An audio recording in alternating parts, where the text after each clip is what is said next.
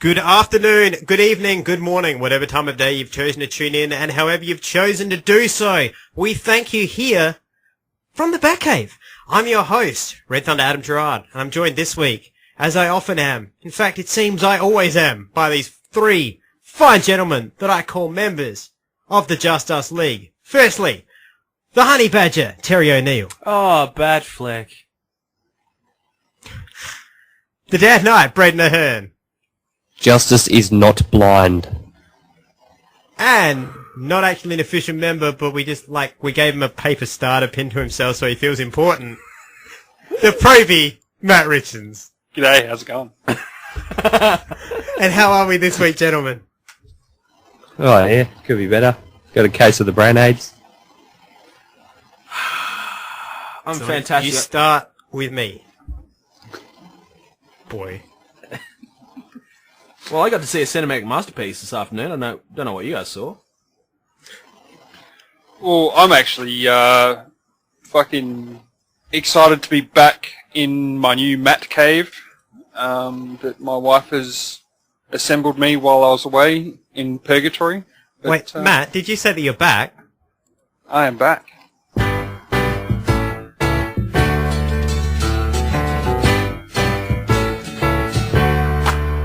Welcome back. Your dreams were your ticket out. Welcome back to that same old place that you laughed about. Welcome back, Matt. It's good to have you back, mate. Thank you very much. How's Well, it feel to be back in I Terrapin? don't know How that did I you should escape thank in the you end? because you're the bastards that sent me there anyway, but... Have you come back stronger for it? Then Then stop whinging like a bitch. I will give you my Barbara. Go fuck yourself. How did you manage to get off in the end? Not off the island, I mean. Not. I managed to... Battled it. Well, I got myself into the maintenance team for a nearby air hangar. Mm-hmm. I found a couple of shipping containers full of flight manuals, flight paths, and This wasn't Ferris Air by any chance, was it? No, it wasn't. But yeah, so I managed to set myself into the maintenance crew, so I knew the ins and outs of a 412 helicopter. Mm-hmm. And flew that bastard straight out of the hangar and straight over to Australia. Nice work. Well done. So yeah, I'm impressed. I'm impressed a little bit. Not much, just a little bit. I've got some photos that I managed to get. I didn't get any too many photos right at the start because I was kind of using the battery for the Wi-Fi modem for the podcast, so that sort of drained it. And like the solar panels that I managed to craft and steal and insert into a charger, it took a week. Can I just ask you a quick question? You were on in the end the island that had the lemon trees on it, weren't you? No. Did you go to the east side of the you got onto the island adjacent to the island that had cows, adjacent to Liamu, right? Yep. Okay, did you go to the east side of that island? You didn't, did you? Because if you'd gone over there, you would have found the lemon trees and copper and clay mines from the Aztec days. And you could have crafted batteries from that. In fact, that's how the last person we stranded there, the Gimp, in fact, managed to get off because he crafted himself a submarine that could fly simply out of powered by these lemon-powered batteries. That's what you could have done. But no, you hopped a ride with somebody else because you're just a probie, aren't you? I'm pretty sure he said he flew the helicopter out. Yeah, so pretty much go fuck yourself. Did you build the helicopter? No, but... No. No. But Matt, you know what? It doesn't matter because you're back. What? I'm back, so yeah. Hang on, what did you say? He's back. It doesn't matter. Well, the names have all changed since you hung around, but those dreams have remained and they've turned around. Who'd have thought they'd lead you? Who'd have thought they'd lead you? Back here where we need you. Back here where we need you. Yeah, we tease him a lot 'cause we got him on But seriously, welcome back. Thank you. You bald-faced fuck. Shaved your beard. So you're no longer a man, first of all. So, because I'm fairly certain that it was in fact Matt Richards who, maybe 10 or so episodes ago himself said that any man who didn't have a beard was in fact a woman. Any comments or thoughts on that? The only reason I don't have a beard at the moment is because I fucked it up from being sleep deprived on that island. For So to make sure I've got this right, you did know how to shave your beard. Oh, can you just 'cause you're get a off my teenage fucking boy. back for 1 fucking second? I fucking spent a month on this piece of shit island with a fucking piece of shit person, and now I've got to fucking come back to you fucking giving me shit. And I just... You're lucky... Matt, you're in, did you say that we've got you, that you've come back? Welcome back, welcome back, welcome back. Welcome back, welcome back, welcome back. But seriously, welcome back. It's good to have you back. Thank you. I think. Now, how's everybody else who wasn't on an island? Everybody important. How are you this week? Pretty garbage. I'm great. Oh, why? What did Matt bring back from the island? Monkey AIDS? Did he give it to you? Matt, I told you, keep it in. You had the gimp there as your option to fuck. If you killed him, clearly the body started to stink. You didn't have to take it to the monkeys. Those are peace-loving monkeys. All they wanted to do was eat dates. Too far, man. Too far. Too far. Yeah, and I haven't been in contact with Matt, so pretty confident it's not monkey AIDS. Could be a case of brain AIDS, which I'm sure we'll get into. You just look. We'll get into how wrong you are about Ben Affleck and how not only is he a great Daredevil, he's going to be the best Batman of all time. But of course, nobody's ever said that. Yeah, no one said that. No one's ever said that. Until they saw him in costume, nobody ever said that. But we'll get into that later as well. For now, we've got This Week on TV, and gentlemen, it was sad because we didn't have any normal shows this week. So we've decided, for all you fans there at home, to just go Daredevil crazy. And we're bringing across Netflix's Daredevil to This Week on TV. Woo! Here we go.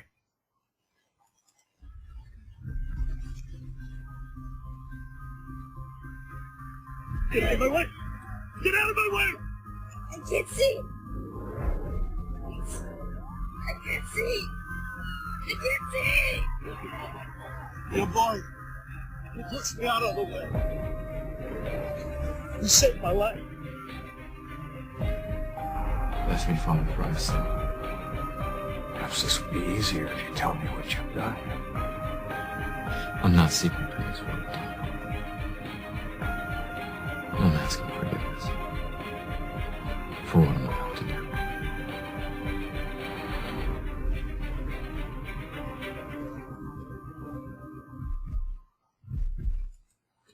Oh, well, here we go.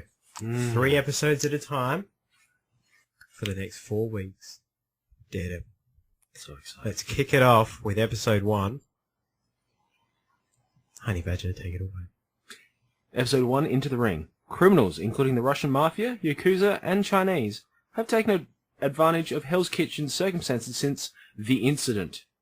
Blinded as a boy in an accident that gave him his heightened senses, Matt Murdock begins fighting this rising criminal element by night as a costume vigilante, while opening a law firm with his longtime friend Foggy Nelson.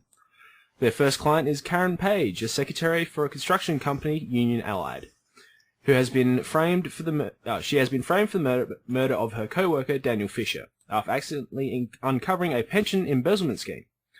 Murdoch prevents Karen from being prosecuted and protects her from an assassin, before exposing the scandal through Ben Urich at the New York Bulletin. Grateful for their help, Page offers to work for Murdoch and Nelson. James Wesley covers up the involvement of his employer in the scandal and orders Anatoly and Vladimir Ransankov, the Russians' leaders, to deal with Murdoch, the Man in Black. They kidnap a young boy to lure him into a trap. That was Ep1. Oh, this episode, this show, this is all I got to say about this show, man, is this.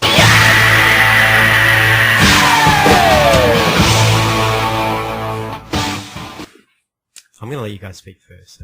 So I'll tell you what. I want to hear his opinion. Might be right. It probably won't be. Matt, what do you think? I didn't mind it. It was a solid intro for me. Like it made me want to watch the next couple.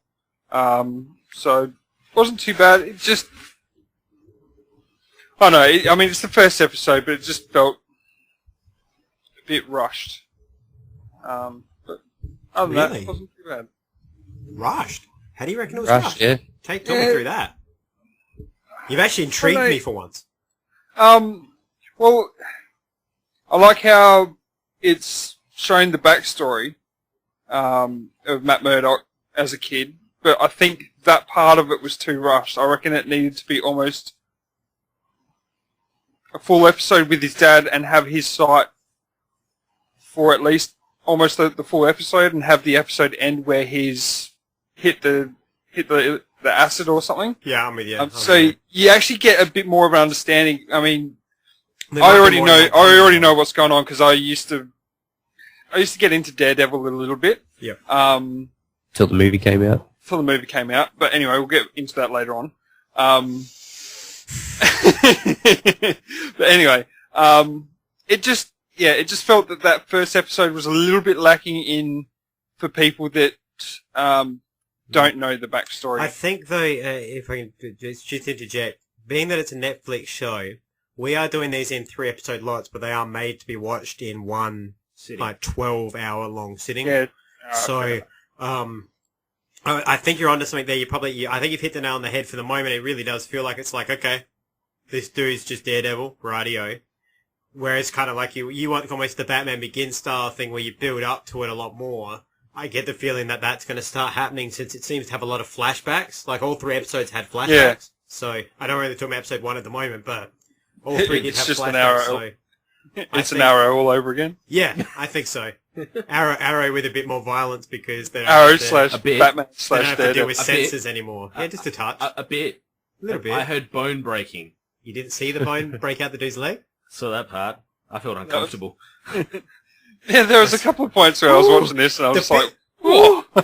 There's some serious shit that happens, like even in later episodes in this first 3. But Jesus, this is. But with that said, Daredevil is meant to be the hardcore street crime enforcer who, if you break, like it's basically like, if justice would have you dead, I'll kill you. Yeah. But if justice would have you in prison for life and you didn't go to prison and you're not going to go to prison, then I'll break your neck so you're imprisoned for life. Yeah. The one thing I do like is that it's showing that side of him that he doesn't care what happens to the dude he's beaten up. Like he doesn't really plan his attacks; he just fucking does it. Yeah. And so like there's a couple of instances where like and it's sort of flashing back to the 2003 movie where it's like he didn't care what happened, but he's almost like His body is the weapon because he doesn't care if he hurts himself to hurt you. yeah. And but It's you called also the get Mick Foley School of Fighting for you wrestling fans out there, where it's like, man, this dude's got to kill himself to kill me. Shit. Yeah. but you also get the like, I don't care. Oh, this body was alive before I walked away from it. Yeah. But Yeah. anything that happens after that is not my problem. Yeah. Yeah. Yeah. Which is kind of cool, and like it's Well, it's showing kinda out rather than you've got the reserve judgment of season 3 Ollie or Yeah. Batman or anything like that, where they're like, I don't know, no killing, no guns. But this is I the don't wanna- Marvel universe. Have you noticed, like, even in the movies, the Marvel heroes are just like, fuck you, you're bad, bang. Yeah. Yeah, It's just, you die. If you're bad, you die. That's how the Marvel universe works. Yeah, pretty much. I did like you say, Matt, like, he literally was like, I'd just hit him. If he drowned, that's not a like that. He goes and rescues the chicks that are getting kidnapped for prostitution. yeah. And he just like whiffs this dude into the water. It's like, yeah, that dude probably, we've knocked him unconscious, so I'm pretty sure he's drowned. But it's just like, hey, I just hit him in the head. Yeah. And there's the a water drowned him. couple of things later on in the couple of episodes, so I won't release too much, but whereas like he's like, he'll live. Yeah, exactly. Yeah, he just takes it to the extreme. It's great. All right, Bray, what do you think of this? I probably think the opposite a bit of what you just said, Matt. I don't think it was rushed. I think it really took the time to paint a picture in terms of, I mean, that first opening scene where, or after you see him have his accident and he's sitting in the confession house or whatever it's called in the church. Confessional, bro. It's Yeah, either a that's what I said, church or a confession. confessional, not the confession house. I don't fucking the know what it is. pancake I'm not kitchen. religious. The confession house, it's a church. Yeah, that bullshit Well, place. you have the confessional in the church that you go into, you uncouth heathen. Go back to Mo. No, not him. I'm talking to Island Boy over there who's telling me how church works. Son, I was raised under the indoctrination of Roman Catholicism and thus had to sit in that motherfucking place every week for what That felt like explains so forever. much. That's why you're the biggest douche known to mankind. Before this gets too theological, can we just hear what Braden's got to say? Oh, Jesus. Yeah, so from that and him telling a story about his dad and growing up and what he plans on doing and things like that. The flashbacks, which also sort of went into episode 2 as well, of seeing him and his relationship with his dad. I think that was enough to sort of see where he was going and how he got to be who he is. Yeah, I think this whole series, sorry, I've only seen the first 3 episodes so far, but I think this whole series is going to be very slow, but I like that because it's really it seems to be really taking the time to tell the story. Yeah. I also felt that, I don't know if this is just a Daredevil thing, but I felt like they have actually taken just a lot of little things from the movie and chucked it into this, like the fighting in the rain. Yeah. No, those are Daredevil things. Yeah. I'm trying to Blood think of- and water and kind of visceral shit like that. Like the shot, the shot, I can't remember which episode's in, one of these 3 where he kind of is in a puddle and he pulls his head up and the blood and the water are just dripping from his nose and like kind of connect to the pool. I think it's this That's one. a frame from a comic. Yeah, this one. Yeah. That is exactly a frame Yep. from a comic, so it's like, it's just very true to the source material. Yeah, that's I was about to say. In the same way that... Thus far, it's actually really refreshing to see, sort of like almost what feels like an unrestricted homage. Gritty. Yeah, it's a proper homage to the source material. They don't go, oh, we're going to pretty this up and we're going to get Ezra Miller style sort of person to actually play the character. They actually, with is it Charlie Cox? I believe that's it his is? name, Charlie Cox. He actually sort of fits that build, and there's a couple of shirtless scenes, and I didn't swoon as much as I should have. But he's sort pretty of abbed out. He's abbed out. He's staunched out. He looks like He's got a gymnast body though. He does look like he's a staunch gymnast. Yeah. And he looks like he can hold his own, which is nice. Yeah, he And when looks like a fighter and a brawler, but it's not like and when he's in the suit, Thor. and when he's in the suit, he looks like a lawyer.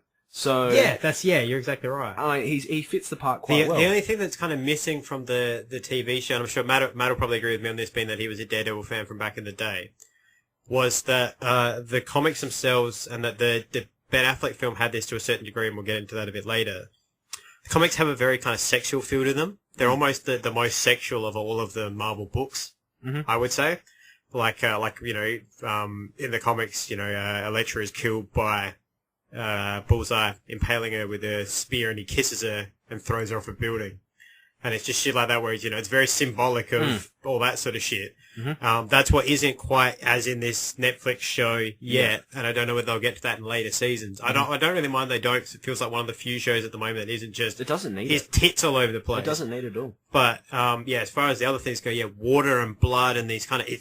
Daredevil is the very elemental guy.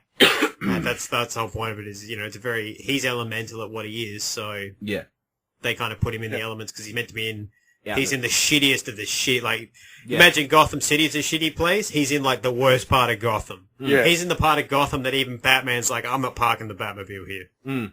But I do get that in this TV series. I do feel watching it that I actually feel that sort of dirty, scungy, all-ridden city. It really just feels dirty and gritty. They nailed the feeling of a place where, I almost don't want to use this analogy, but the post-New York 9/11, where, you had this cataclysm that had just destroyed the place. Yeah. So there's this very seedy kind of, obviously the things that are going to go back in there first are the drugs and the prostitution and whatever. Yeah. What is that event they're talking about?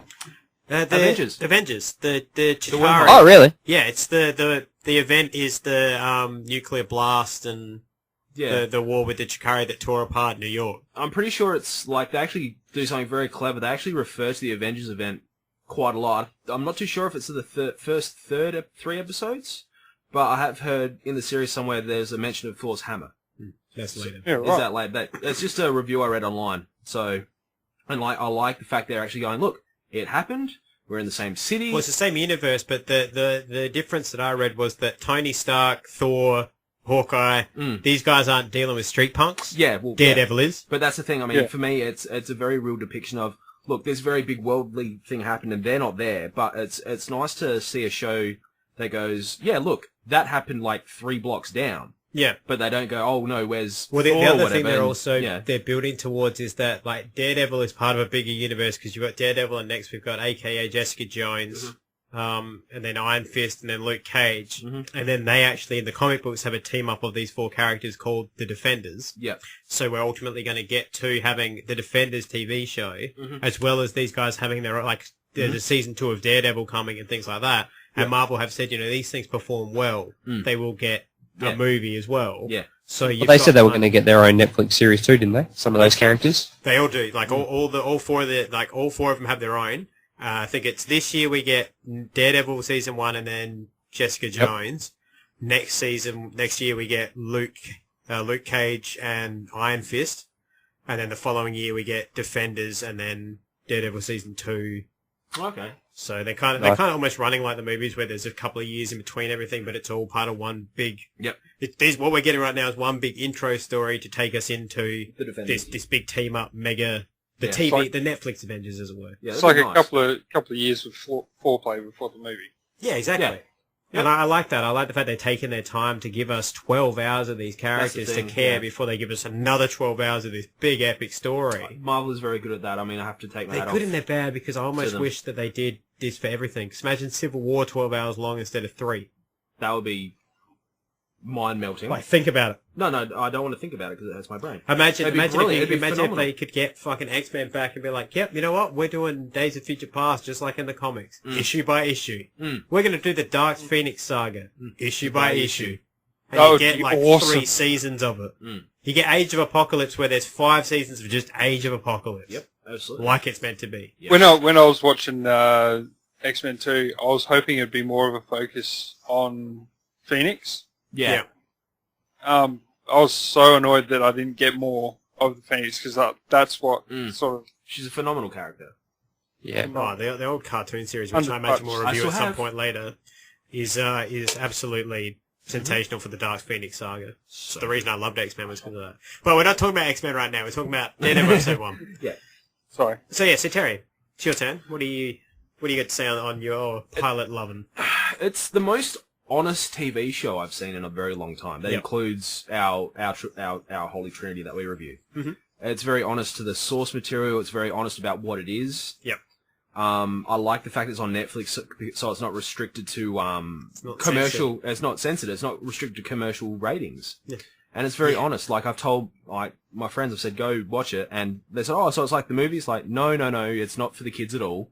This is for you, grown ups. So yeah, it's possibly one of the most. It's beautifully shot in a very dirty way, gritty way. There's some of the shots in this, like I know just from little, like for instance, the hallway fight at the end when he goes to save the kid. Yep. And it looks like it's one shot. There's three cuts. Yeah. They're very well hidden, and I was like, that was like my hat was taken off as a director because I was like, wow, it took me 2 watches to find your cuts. Yeah. Well done. Yeah. But That's what I mean. It's just so beautifully it's just shot. so like the fluidity of him, and you feel like the guy is just looking more and more tired. It's just taking on this army guy. And he's just like.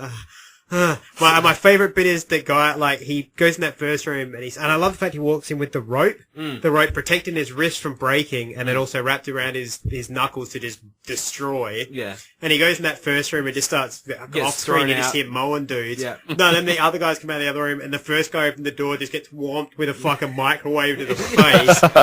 I was just like, what the fuck was just good. happened? It's a very honest show. That's the thing. It's very real about itself. And I love the fact he That's- pulled the yeah. mask off when he went to see the kid as well. Yep. Sorry, back to what you So said. no, I agree completely. Like it's a very real, honest show. Yeah. That's the thing. It's buck for buck. I mean, if I had a choice between paying for Arrow, Flash, and Gotham $10 or just this show for $10, I would still pick just this show. I got Netflix for a month just to watch this, and I was like, "You totally worth it." Yeah, absolutely. Totally That's worth it. phenomenal. I like how the fight scene, every time he fights, he tires down. Yep. And he Like- gets destroyed, and like the- his shit gets and- ripped up and everything too. Not only that, but it's not a long fight. It's not like 10 minutes worth of fight scene of... It's not like the Avengers. Yeah. Where they're just all like, yep.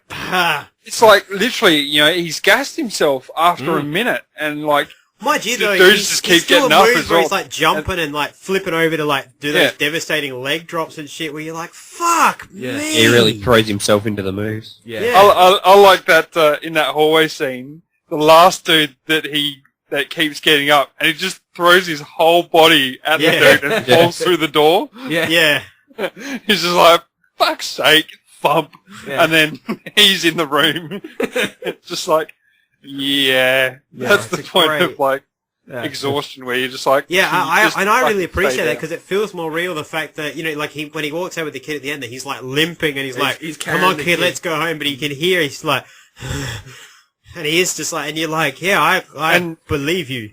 And he has to he sort of throws the kid up to reassess, like get his firm or his grip on the kid. Yeah. Like, Yeah, well, as he's if got broken his- ribs at that point. Yeah, well, he's his arm's tied, so he's sort of like, hang on, I need to get you back up here. And Oh, Charlie anyone Cox was that- phenomenal, even down to like, I know that he wears the dark glasses a lot of the time, but even down to like, they don't have to blur out his eyes because he doesn't look like he's focusing. He's just kind of sitting there. I really bought this guy. I'm like, you're fucking phenomenal. It's Like, very good. You're getting what Matt Murdock is meant to be. Mm-hmm. And I really like that. I also like, I like the fact that so far that people who've seen him in his costume, they're scared of him, but everybody calls out how shit his costume is. Yeah. I really like that. Yeah. That makes me laugh. Yeah. Even we met the Doctor in this episode? Or is that next episode? No, that's the next one. This Yeah, one was, next- we met, not Karen. what's This her fight name? scene was Is in it the next Karen? one too. Karen or Carol? No, Karen. Yeah, Karen the Claire. secretary. Yeah, we met That's Karen right. in this episode because she's accused of stabbing that guy, and I love the fact, I love when the, like, Foggy in this is great. I love, they walk in to, like, interview her, and Matt's like, did you do it? She's like, no, I don't have any money, and Foggy's like, well, it was nice to meet you. Yeah. He gets up to go, he's like, just sit down. I think Foggy's one of those characters that's going to, throughout the series, he's going to be that very much comedy relief, but I think there's got part of heart. it, he's going to bring a very serious, honest tone about it, Yeah. and the very Well, I real think world. he's Matt's conscience Yeah. more than anything, because Matt can obviously go off the handle. So Oh, yeah, absolutely. Foggy is that dude who kind of keeps him in line. Yeah, as it were. it's good to see Fulton Reed back in TV. That's as all I well. can think when I was. What more amazed me was I was like, whoa. Mighty Ducks. I remember in Mighty Ducks and how tall you were, Yeah. and now you're just like Fat. normal size compared to everybody else. My brain melts because I'm like, how is Fulton so tall? Did you stop growing at 12? I thought he was fantastic in The Postman as well with Kevin Costner. Wait a minute, we've cracked the code here on something. Mighty Ducks, Marvel Universe for the Avengers. This is how they were able to use that theme song. We talked about it. There's a crossover. Ah, yeah. Dear Lord. We should be lawyers. In the criminal justice system, the people are represented by two separate yet equally important groups: the police who investigate crime and the district attorneys who prosecute the offenders. These are their stories. So yeah, it's like, all in all, like, if you're wondering if you want to even bother with Netflix, see if you can find a teaser trailer on YouTube, just have a look. Honestly, what Netflix is what, how much? $10. $10 for the month. I'm pretty sure. I don't think it's $9.99. It's not, But I think it's $10. yeah, so Something like, it's like between 10 and 12. yeah, so Cheap. essentially, you're paying $1 for an episode, which Yeah, basically you'll it's $1. fall in love with. It's Still around. And I mean, look, if you've had Netflix in the past, maybe you had the American one and you want to sign up for the Australian one and you're worried, don't worry. They'll bring you over. It's fine. I believe no matter where you go, Netflix first month is free as well. So you could even go and get a free month of Netflix for free. Watch well Daredevil for free, Yep. and then cancel it. Yeah. And if you liked it later and you wanted to come back later to watch it later, Netflix would be all like, We always could spot a friend. Welcome back. And I smile when I think how It's not about you, man. No need to tell us to fuck off. It's about Netflix. people can't see the People can't see the video stream, Terry. They don't know that Matt was telling Netflix to fuck off. It's just because No, he's telling us to fuck off. Matt's not a fan of We're Netflix. Skype. No. He's not a fan of Netflix at all. I mean, I never said that. Putting words into my mouth, good sir. so all in all, what's your overall love-hate for this app? What do you love about it? Just love. I had a... Alright, now to answer your question, it is in fact $8.99 a month. $8.99. So you can get it even cheaper than $9.99. So Just get it. Or you could buy, or you Become could an buy, advertising show now. you could buy $1 worth of microwave popcorn, and get your Netflix Yeah, for $10. $9.99. There you go. Popcorn and mushroom. Gives you everything you want to see. Watch it on your tablet or TV. Oh, yes. Jingle. But yes, I definitely recommend a bit of Netflix for this. It is worth $8.99. Absolutely. So good. And like I say, first month is free. First month is free. Oh, God. Not even paying. That's how you know it's legit. They're not even paying us to sponsor them. Yeah. Netflix, if you want to pay us a little bit back by giving me the next season of some shit free, that's fine. If you don't, I'll just put in a different email address and get it for free, and then you won't have money from me. You'll just be all like, oh, I wish I had. You don't need cable or satellite. On demand pay-per-view streaming all night. Every classic match you want to find. What you gonna pay? $9.99. That's of course for the WWE Network, also worth $9.99 if you're a wrestling fan. And if you're not a wrestling fan and you just like the internet, I recommend you go to facebook.com/FromTheBatcave or twitter.com/FromBatcave, or if you want to email us, you can do that at fromthebatcave.podcast@gmail.com. Can't you, Braden? That's from the batcave.podcast@gmail.com. Now, back, you're asking me what I liked and what I didn't like about this episode, Terry. Now we're back from our break. And, what I actually both loved and hated, I can answer in one word. Wesley. He's a slimy bastard. Because I'm like, oh man, I want to punch you. Anyone named But- Wesley, I want to punch. No, I liked Wesley in like Angel and Buffy, Wesley Wyndham Price. He was okay. No, you liked him because... What about Wesley Snipes? You want to punch Wesley Snipes? That's I true. want to, because at the same time, I can turn around and say, you know who killed me? Wesley Snipes. You can't say that once he kills Do you. you know what I would? realise. Do you know what? What? If somebody came to me and was like, Terry's going to fight Wesley Snipes, would you pay for that? I'd be like, yep. Okay. Nice. Finally, my children will be able to drink wine. I'm gonna name No, my not next wine. Wesley. You're too old for another child, Matt. You know, fuck yourself. Yeah, aren't you like What? 42 or something? 57? 106? No, Just how because old you your shaved back to look 12. Just because you can't grow a beard. Doesn't make you young. I know you want to think it does, but it's okay. Hey, You're I young don't at care. heart. You're young at heart. Well, the body that matters is my wife is younger than I am, so... The body that matters. is. The point that matters. Oh, the point that matters. Okay. Oh, the body that matters. It's not like I gotta fucking get the kid out. That's what I was just So trying it's to work not- out. I was it's trying to not- work it's out not if you like were I right. have a The fucking body that time matters clock. is this one, and I've had it measured. It's 21. Fuck you. My body is 21. That's what medical science says. I can't change that. How old's yours?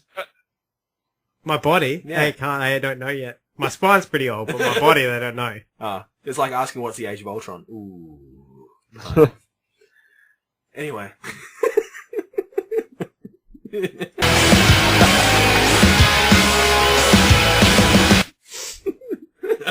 Anyway. We're going way off topic. Wesley, I get the feeling I'm going to hate him, because he's going to be one of those characters where I'm like, oh, you're going to become a scumbag, but I kind of like how greasy he is. You're He's like, a lawyer. Oh, He's a lawyer. yes, my God, you're greasy. Grease me up, woman. You're so greasy. You know what Wesley reminds me Yeah, of? my gallbladder. How does he Yeah. remind you? Of what you really are?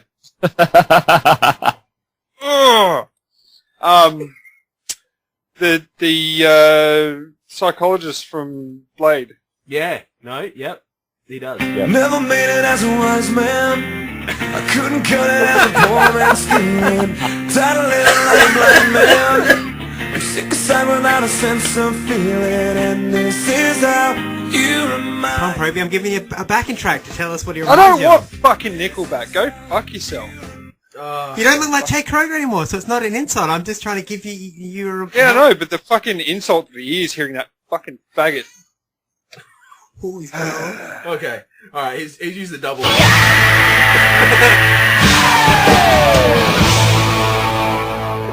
But seriously, tell me about Wesley. I do want to hear it.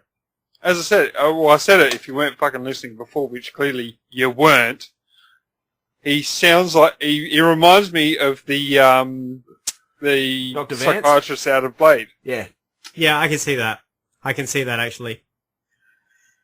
So, alright, well, do we want to give awards for each episode, or do we want to give an award at the end of all three? What do you think? End of all three. End of all three? Yeah, I think we're going to have... First You mean one? at the end of all of them, or one for each episode? That's what I'm saying, one for each episode, or at the end of all of them? Yeah, I think it's going to be a bit hard to do one for all of them for Alright. myself. Alright, well then, I would say go ahead and tell me what you got for this episode. We'll kick it off with you, Brave. You got a Barbara? No, I don't think I do. No, you liked it that much. Yeah, I'm really enjoying this series so far.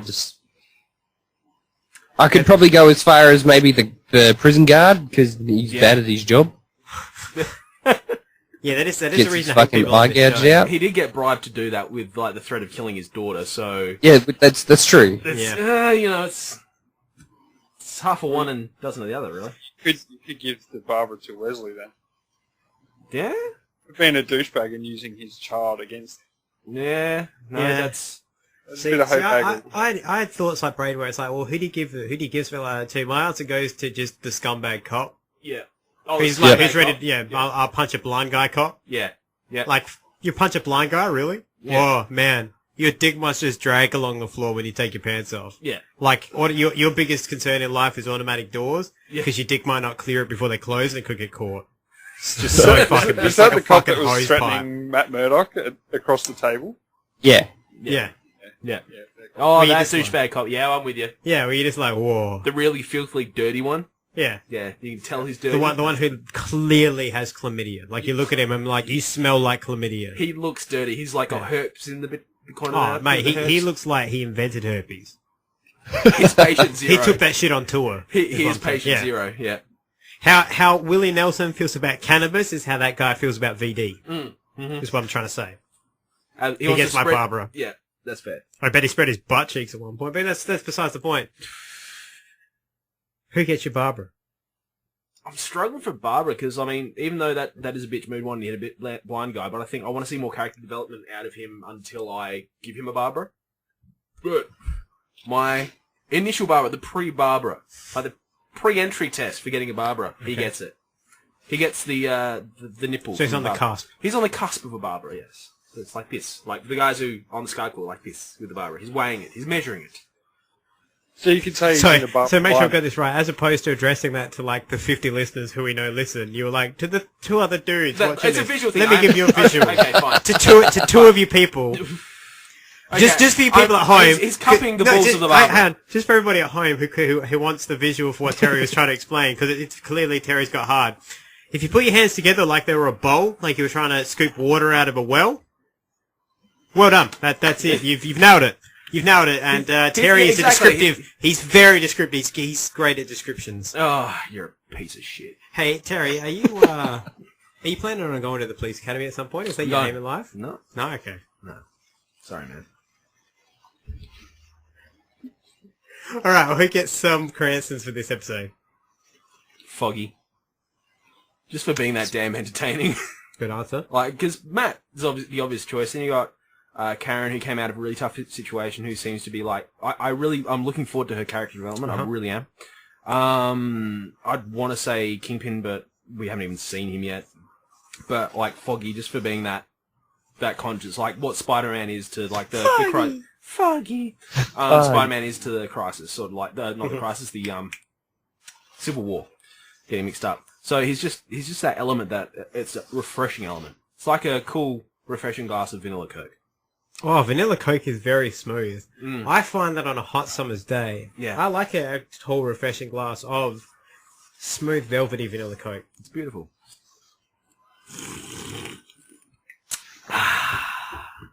Good stuff. Yeah. Now, I give out my Cranston, which of course is brought to you by Vanilla Coke, for this episode to Wesley. No shit. Wesley gets my Cranston. Wow. That's the only Cranston he's going to get, I guarantee. Because we all know, I don't think I make much of a secret that I come from a love of pro wrestling.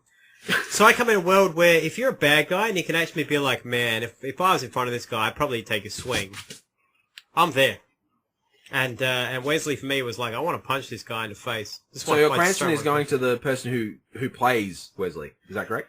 No, because I've seen him outside of Wesley, outside of the suit and the kind of the haircut and the glasses, and he's just like a dude. You're like, oh yeah, you're just dude. But in that outfit, you're like, you dude, I want to punch.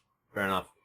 You know the part where he was talking to that prison guard, and he had the tablet, and he was showing his daughter, and then they cut back to that guy, and he's like, oh, give him a wave or whatever, and he waves to them. Was that guy Fez from that 70s show? No, he looks like it. It really looked like Fez from that 70s show. All Spanish people and all Mexicans, you look alike, don't they? Yeah. Moe racism at its finest there. Beautiful. Alright, so, Matt, who are you giving a Cranston to?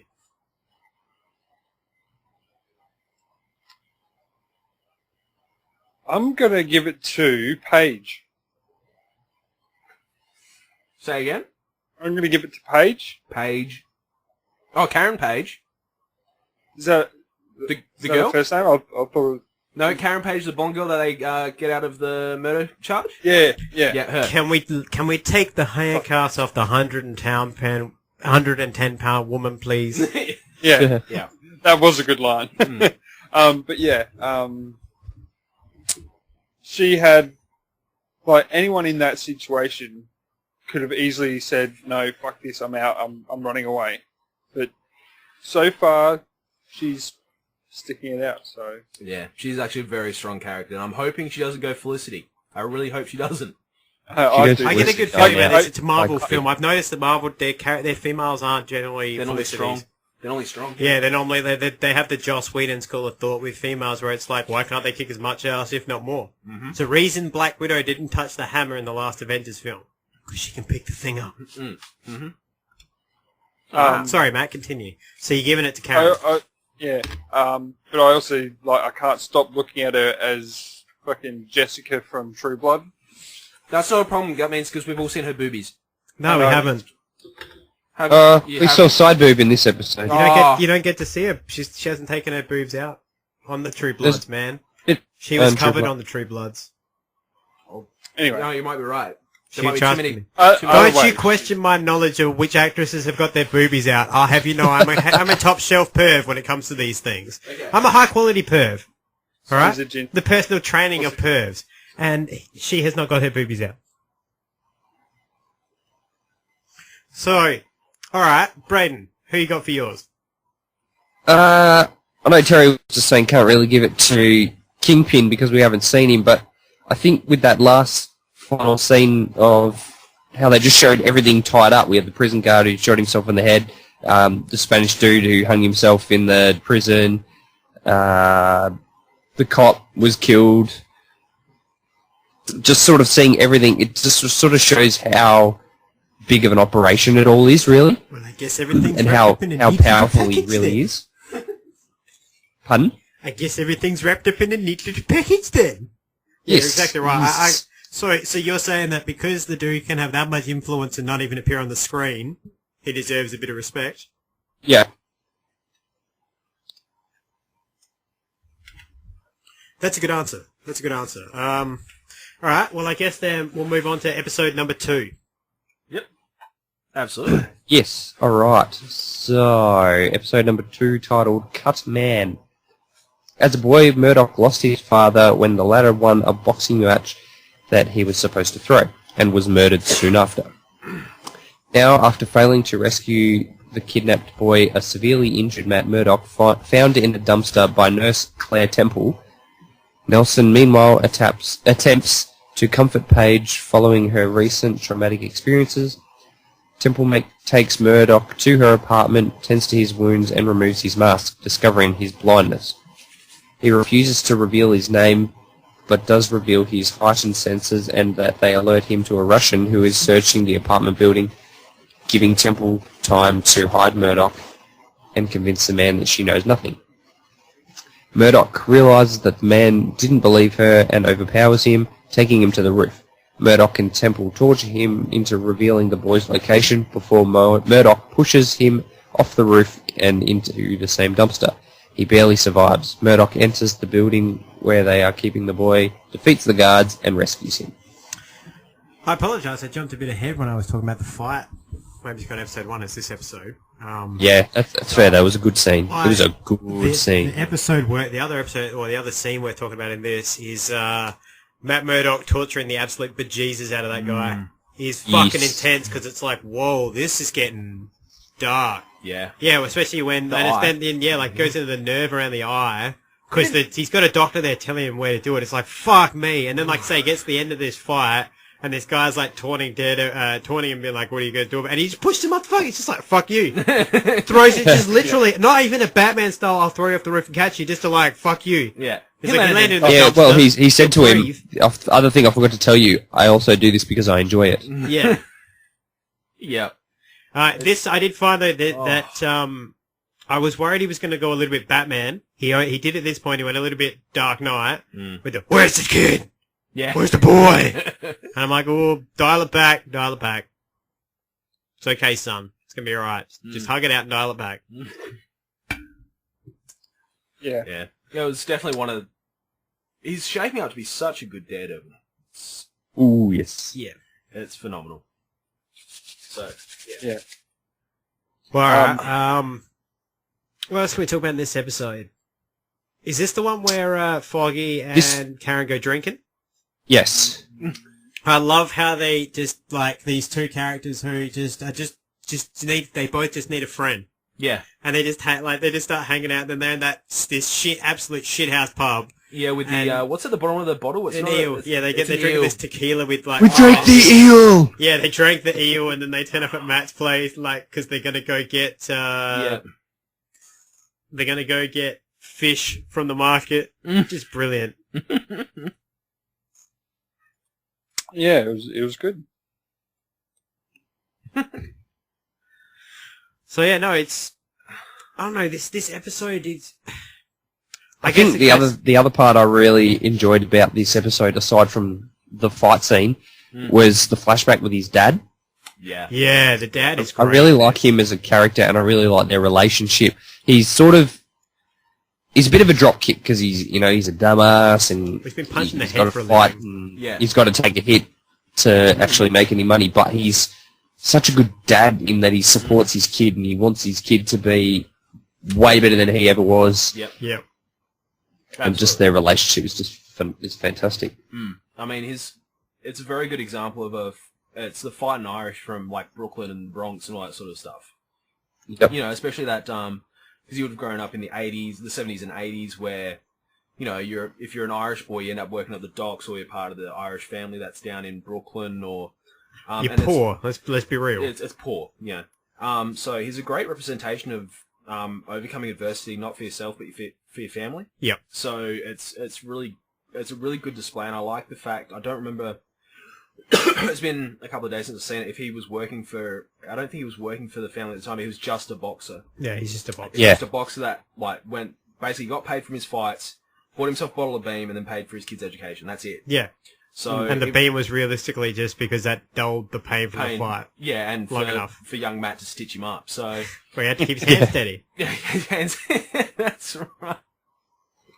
So shot for the kid. It was great.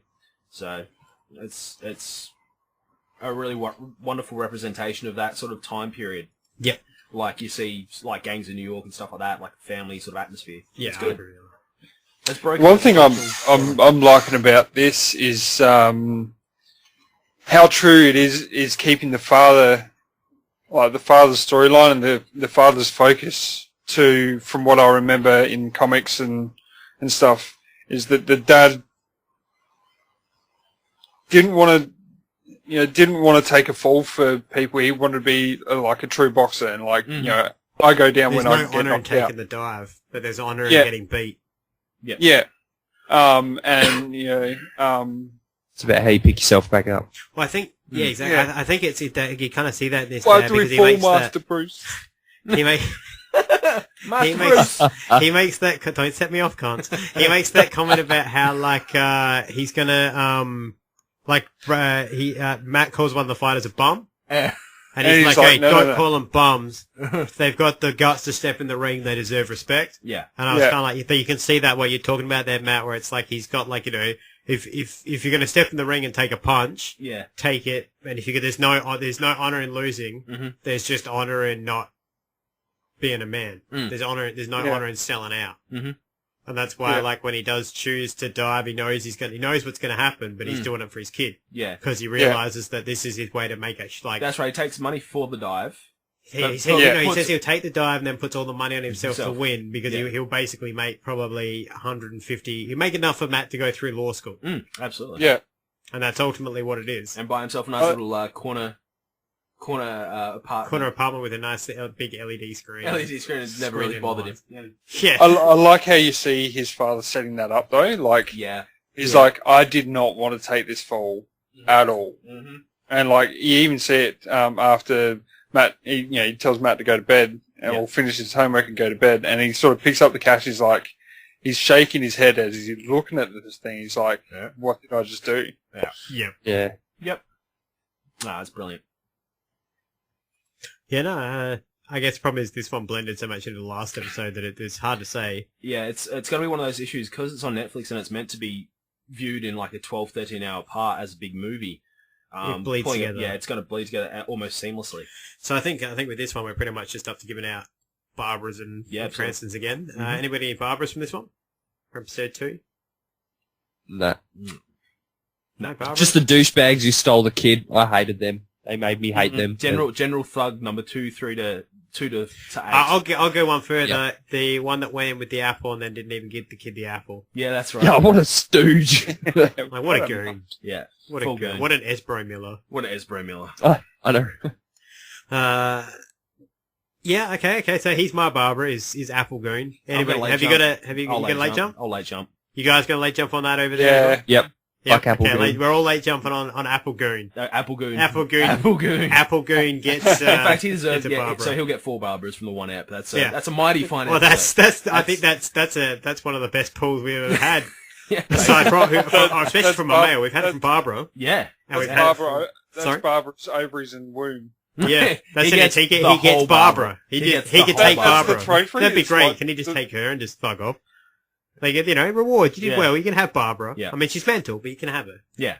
Because we hand out women like property and card. They're like trading cards. Yeah, it's cool. It's all right. We're understanding women's suffrage this month. Has anybody? Well, it is. Well, no, that was Cinco last- de Yeah, this May. is the last week of Cinco de Marvel. Yeah, it is. It works well with our massive Marvel fest for Daredevil here. So last week of Cinco de Marvel. So we're feeling women's suffrage and feeling their pain for them. So Yeah, for we're the allowed whole to bitch like they do when they go on their menses. Yeah, that's fine. Now, let's move on to Cranston's. Guys, who you handing out Cranston's to? Matt's dad. Yep. Matt's dad. I've already said why. Nah, dude, lay jump on that shit. Lay jump on Lay it. jump on that shit. Well, yeah. Matt's dad. Good answers. I'm giving mine to Matt Murdock. Yeah. Young Matt Murdock or full blown? Full adult Matt Murdock, because that fight scene... Mm. Actually, no. I'll take that back. Mike Cranston goes to the director and the cinematographer of that fight scene. Stunt coordinator? Yep. And the stunt... everybody involved in that fight scene, because that thing was It's absolutely seamless. amazing. Very seamless. To It change was. angles and everything, to have it almost be... it basically feels like it's one long shot where the camera sometimes just flip direction. Yeah. That was incredible. I watched that and I was like, whoa, I'm stealing that at some point. You expect that coming in a future film of mine. Thank you. Yeah, it's brilliantly shot. So, And by steal, I mean liberate, because I want to be American, just like Tarantino liberates things from other films. I'm You going to mean liberate you it. want to late jump onto other people's work? basically. No, it's paying an homage to it. It's not late jump. It's art. It's an homage, which is French for late jump. I believe it's French for yogurt. No, it's good play. No, that's French for yum. Oh, that's right. It is too. It's not, though. It's not. It's not even a fucking word. It's Oh. a made up word. Do they lie? They lied to us? You go over to French. You go to French. Mm, you go to good play. France. Yeah, they'll be like, is his parents not vaccinate him? They vaccinate him too much. He is very weird. He doesn't. He is damaged. I told him he could have sex with 3 women. He said why? He will not fit in here, France. He does not like baguettes. Oh, Excuse me, man. I must go. He's the only I one. must go have sex with my second mistress while I cheat on my first. So yeah, so there's there's our ad for YoPlay. So Yoplait. I wonder how much that costs. 50 cents. Yeah. 50. Oh, $9.99. No, I don't think it's $9.99. depends on how many STDs you get. That's true. Depends on how many you catch. Okay, on to episode number 3. Oh no, sorry. We've had our other characters now, or not? Did I just cut people off? Yeah, 2 late jumpers onto Terry's. Yep, cool. All right, so let's move on to episode number 3. Alright, episode number 3, Rabbit in a Snowstorm. Wesley, having become aware of Nelson and Murdoch thanks to their involvement with Page during the Union Allied scandal, hires them to defend John Healy, an assassin. Though Nelson wishes not to get involved with an obvious criminal element, Murdoch wishes to use the case to discover who Wesley's employer is, and so accepts Wesley's offer, which includes a substantial sum to ensure their silence. Page receives a similar offer from Union Allied, who don't want her to talk to anyone else about the scandal, and threaten to sue her for leaking company secrets to the press if she does not agree. Despite this, Page goes to Ulrich, Ulrich or Ulrich? Ulrich. Ben Ulrich. Well, there you go. Goes to that, whose Ben editor, Ulrich. Ellison, is forcing him to write superfluous, fuck my English, stories rather than the major crime breaks of his youth, and offers to tell him more about the Union Allied scandal. After successfully defending Healy, Murdoch confronts him in costume and forces him to reveal Wesley's employer, Wilson Fisk. Healy then commits suicide rather than facing the consequences of this. Now, that suicide was fucking brutal. Yep. Yeah, wow. I did not see it coming. Here's a little bit of a fun fact for you guys on that guy. I'm not quite sure if it is the same character. I didn't quite get the time to research. I'll know this by next week. The actor who played that guy is in the one-shot All Hail to the King, playing White Power Bob. Really? And I've got a feeling that if I go back and look at the tattoos and everything, that's White Power Bob in Daredevil who kills himself. Wow. So it all ties back even further. Wow. Dun dun. There you go. Or conversely, Oh, crap! Not this again. since it's Iron Man 3 and we'll end up talking about Yeah, how, I was like, gonna that say, since cameo you tied proves that back it's the to Iron greatest Man film in the Marvel franchise. So suck it, yeah. bitches. Especially Braden, you're a tool. Moving on. Alright, so what do we all think of episode 3? AKA, I'm going to stare at this white wall of painting for a while. Oh. Once again, it's just a continuation of a brilliant story. We're gonna run into the trouble every week, I reckon, since we're gonna be reviewing this for the next 3 weeks following this broadcast. Yes. So, the general consensus thus far is the fact that it's gonna be a phenomenal show. Yep. It's just... Let's just talk about the high points of the episode then, I think is the best thing to do. Okay, yeah, absolutely. It's the whole thing is a fucking high point for me. That's the problem. Well, you're about to talk about how it's shot. I can feel that coming out of you. Yeah, like, because I don't know why I've become more artsy-fartsy since doing this show.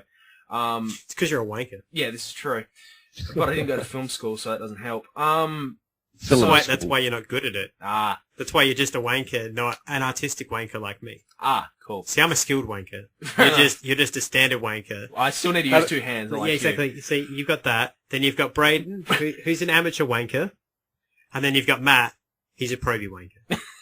And Adam, who wanks with the rest. No, I already said I'm skilled wanker. I'm elite wanker. I'm the Batman of wankers. Instead of wank. You intolerant the and best, insolent cock. you fucked up the joke, you piece of shit. Yeah, you didn't. You said he's the probie wanker, like he wanks off probies. Double entendre. The filming of this, he does whatever he wants when it comes to other men's dicks. It's just his. I don't judge Matt if he wants to wank as many dicks as he wants. He can do it. For those of you at home, Matt just started filleting a monkey on camera. He denies it, yet he won't stop. You could have left the monkey there. Couldn't bring the gimp back alive. Brought back a monkey. Back to on topic. It's just a continuously beautifully shot show. It is. It's it hasn't got that daytime TV feel about it. It's not like something you'd see on, like 11 at night on the main course show. It's that beautiful in between. It's not something you'd see on the WB or the CW. The CW. No, it's definitely not. But it's one of those. Wouldn't even see it on Fox. Probably not. Where would we see it? You'd have to get Netflix if you wanted to watch it, I think. You'd probably have How to much pay is that again? for free to get that. You'd have to get Netflix.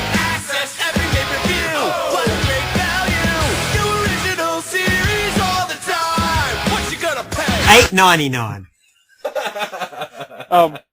It was quite funny because I was watching the first episode today because I only got back last night. I was watching the first episode this afternoon, and Emily was like, "What are you doing?" I'm like, "I'm watching first episode of Daredevil," and she's like, "Well, do you want to watch it in the lounge room with me?" I'm like, "This is not a kids movie. Like, I haven't even watched it. I'm like, this is not suitable for the kids." And she's like, "Okay." And then she walked out and was like, "Okay, well, here's the Vaseline, here's some tissues. Have fun. I'll be back in 45 minutes to clean up. Do you want me to bring the monkey?" I found... Fuck you, Braden, you son of a bitch. For those of you at home, Braden just offered Matt some tissues. This is a bit of a memento that I've taken back from my time in Lianyu. This is all that is left of the GIMP, by the way. Oh no, that's unfairly. For those of you at home, Matt is holding up what looks to be a piece of leather with studs on it, which I'm not mistaken is formerly the skin of the GIMP's dick. You skinned the GIMP's dick and made it into a neck collar. Wow, that's hardcore, man. Even like in the days of cowboys and Indians, they didn't go that far. Not in the days of yore. I went that definitely far. not in the days of yore. Them would be dueling terms right there. No, see, you skinned I a man's just use penis. that as, You'd best run. whipping tool. Whipping tool. Just Oh god. yeah. Hey, Matt. Yeah, mate. And I know what a scene you were learning in. Was there something that made you come back again? And what could ever lead you? What could ever lead you? Back here where we need you. Back here where we need you. Yeah, we tease him a lot 'cause we got him on the spot. Welcome back. Shame you had to skin the dick off the GIMP, but still. Yeah. Welcome back. Seriously though, Matt, seriously. Welcome back. I don't believe that for a fucking second. No, seriously, Matt, welcome back. Back. Sorry, Terry, what'd you say? Said, go away. So yeah, it's just a beautifully shot TV series thus far. The casting is phenomenal. Oh, yeah. They hit it out of the park on What this is the name of the guy who's playing Kingpin? Vincent D'Onofrio. I was the about to say dude Vincent from- Del Toro, but yeah, I was quite... Sugar. I want sugar. Yeah. I was also thinking from, was it CSI or something like that? No, criminal- he was in Law and Order. He He was. he was in SVU though, different. Yeah. Didn't have a different intro? No, it did not have... Really? It had the same one. In the criminal justice system, the people are represented by two separate yet equally important groups: the police who investigate crime and the district attorneys who prosecute the offenders. These are their stories. Suck me, beautiful. So yeah. One thing I sort of did like that I picked up on, I don't know if you guys did as well, but that finger twitch. Like, 'cause I hadn't seen any of this, so I didn't even know that he was in it. I saw the finger twitch, like, and he's standing in front of the art. I'm like, that's fucking him. I bet you it's fucking him. Yeah. And then it came out, and it panned out, and it was him. He's He's actually got that finger He's a twitch. big man. Yeah, he's got that Was finger that a twitch. camera Yeah. in his sleeve? Sorry, so was that, Braden? Was that a camera in his sleeve? No, it wasn't. I think it's the actor who has that finger twitch. Yeah, it's not actually something that he does for... Yeah. No, I thought I actually saw a camera hanging out of his sleeve. No, I didn't see that. Might have to go back and refire up Netflix. The finger twitch, from what I've gathered, Hmm. plays into his character later. Oh, does it? Yeah, right. Plays into play it for, I don't want to give out any spoilers, but like I tried to avoid spoilers, but I just kind of read general synopsises of these characters so I could have an understanding of what we're talking about. Okay, cool. There's something that he's got to do later that there's a reason he does there's certain twitches and certain mannerisms he has. Interesting. And that might be something that Vincent D'Onofrio has that they wrote into this character, but they made it Cool. play. Awesome. Yeah. So yeah, I thought it might be like a personal thing or like even a timing thing for lines. Maybe he was an archer, and archers move their fingers. Well, I noticed actually this comes back to a like couple. Stephen Amell. This is actually a couple of weeks ago. I noticed with Captain Cold in one of the seasons in Flash when he's captured with Heatwave. Yep. When he's talking, his hands are up towards his face, and he's actually counting on his fingers, like pacing, like thumb to each finger.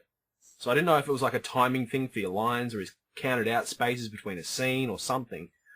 I don't know what it was. It was It might be an acting thing. Or I thought it might have just been him trying to show that he's bored, so like he's like tapped like you would wrap your fingers on a. Oh yeah, like on a table. So he's kind of being like, because I get from Leonard Snart, just to go there, sidetrack momentarily, he's just in the world of like whatever, man. I'll be out in a week. Whatever, man. Yeah. So, give a fuck about this shit. But the casting is just phenomenal. They've nailed it on the head. Yeah.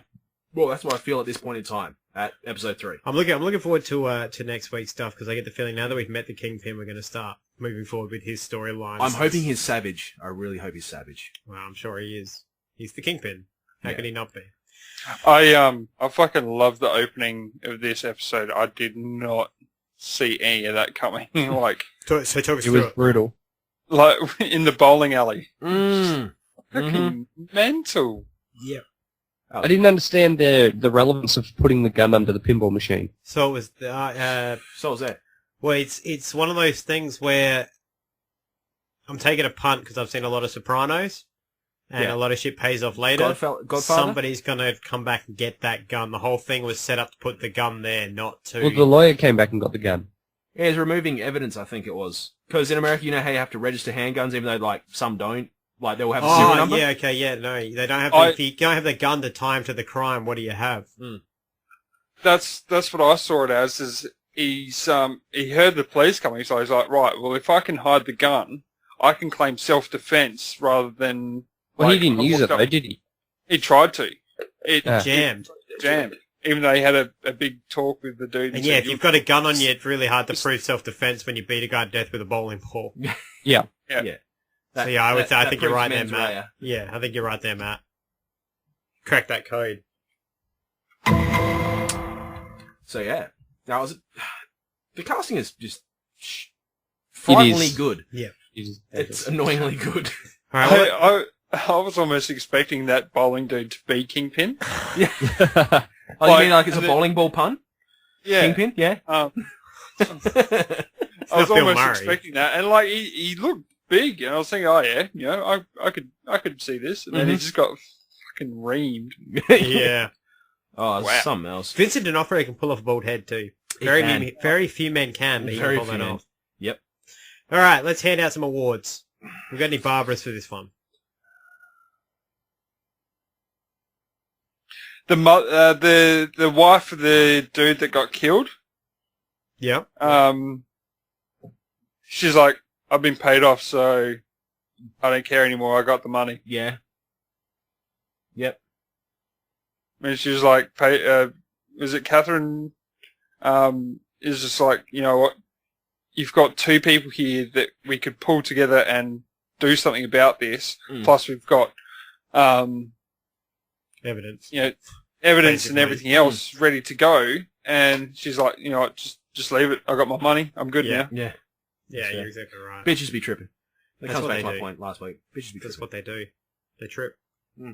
Constantly. Trip on money in their bleeding vaginas. That's true. And it's a good thing we talk about that because It is the Marvel Monthly Menzies. Women's suffrage is important. It is. I respect them for going through it, I do. But, we're trying to help people. If you've got a man in your life who's trying to be nice to you and trying to help you through that time of the month, just trying to say, don't yell at him, you evil shrew. That's a message brought to you by men. Or you'll get the Barber Award. Well, speaking of the Barber Award, I've got one to give out. Mm-hmm. And mine goes to who I assume still I'm just going to call White Power Bob. Yep. So I think that's who he is. Mm-hmm. Till I find out otherwise. Mm-hmm. He gets my barber first of all for caving to do. If your gun doesn't work, you cave a guy's head in with a bowling ball. That's like, come on, man. Come on. You better Pistol whip him, do something. Come on. That's Come on, you're better than that. He's got martial arts I need to training. immediately just follow up on that. Because I need to give out... Actually, no, I won't. I'll wait to team my Cranston after because it's a footnote to that. But sorry, have you guys got any barbers for this? No, I have none. I've got none. Nobody's got any others? All right, I'll give out my Cranston. My Cranston goes to White Power Bob for killing himself like that. It's like, fuck, man. Okay, that's... Oh, wow. Yeah. So it's like, yeah, you get both. You sucked at the beginning, but by the end, I'm like, damn, son. You afraid. You very afraid.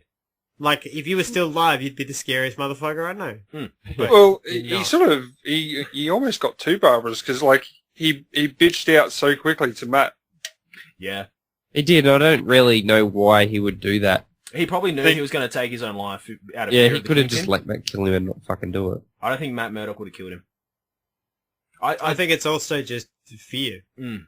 Like that, you gotta admit, a guy comes at you in a mask like that has no eye holes, you are somewhat like, what, that's disorientating. Yeah, it freaks me. Like, as bad as that costume is, it is still somewhat badass and scary looking that guy is coming at you to kick the piss out of you. Yeah, absolutely. I like that costume. That's good. I like that it's a bandana. Yeah. Like, it's not even a mask or a... Yeah, Well, it's just a yeah. sheet. It's a sheet Yeah, that's it's like just- tied in a knot. Yeah. bandana. Yeah, it's a bandana. Yeah, pretty I much like it's it. pulled over his eyes. It's great. I think he looks great like this as well.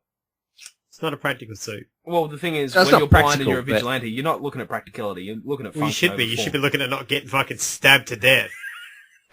Because I get the feel, I look at that Well, costume, like he literally, said, he's I just watch starting I watch these episodes and I'm like, this motherfucker's getting stabbed hard. At some point. He's going down, like, he's getting all these battle scars in 3 just episodes. decimated because it's like, this thing is, you wear it, you're like, fuck, even like, you could just get an Under Armour skin, that's going to be a little bit thicker than this.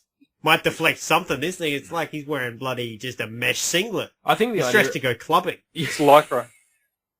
I think the idea is pretty much the whole without fear thing, sort of thing. So, I don't know, Yeah. when we look at it, and black at night, you can't really give an active... Where you can't see it. You can't just see it. You can't All give you're it... seeing is a mouth floating out there. Basically. Like, you can't give an active description to the police of a perpetrator. You wouldn't be able to judge height, weight, anything like that Yeah. properly. Plus the idea is him being so quick and agile, he would probably miss most of it. Well, you'd think he'd miss most of those unless he's picked up and shoved onto a fence. Yeah. So Yeah, that okay. was hard. But All right, yeah, it's nice, just nice. Okay. that's great. All right. Well, who are you guys Cranston's going to? Shit. For me, every character in this was phenomenal. But the fight scenes for me always stand out. Like, I always go to stunt coordination because that's probably one of the trickiest things to logistically organize and orchestrate. So for me, it's the stunt boys on this one. It's just that simple. Good answer. I know it is. Stop. Yeah, I'm going to have to go with the choreographers for the fights. Because they're fluid. They're not fucking pausing. Realistic? Like fucking... Blade Where's two. the It's also fucking not one snipes? guy, like, it's not like those fights you see where it's like, I'm gonna fight you, the rest of you just stand there and wait. Like, they all go Yeah. at him. If there's a group of them, Yeah. they go at him. And they timed it well. They've obviously practiced because like it goes back to that scene in the fucking Hallway. in the hallway. Yeah. Where they're sort of rolling around on the ground and like you can't tell where they're stalling. Like they Yeah. sort of pick themselves up and then it's like, yep, straight into it. Mm. It's not like I'm going to pick myself up, I'm going to get something and I'm going to stand there and wait for them to finish the other dude off. Then I'm going to attack. I think It's- that microwave is always going to... We should probably give a Cranston to the microwave That as well. microwave. Just to the microwave itself. Just to the dude that takes the microwave in the head. The face, not the head. The Yeah, face. well done. Well done, dude. Well done. You took a microwave really His fucking compensation package is I mean, like, it's- I got $29 for that, and you're I'm it's fairly worth every certain penny. it's cardboard. It doesn't I'm matter. sure it's cardboard or looked rubber, like like it's something, but still. It looked like it fucking hurt. Just to be the guy who would be like, yeah, you get hit in the face with a rubber microwave today. Yep.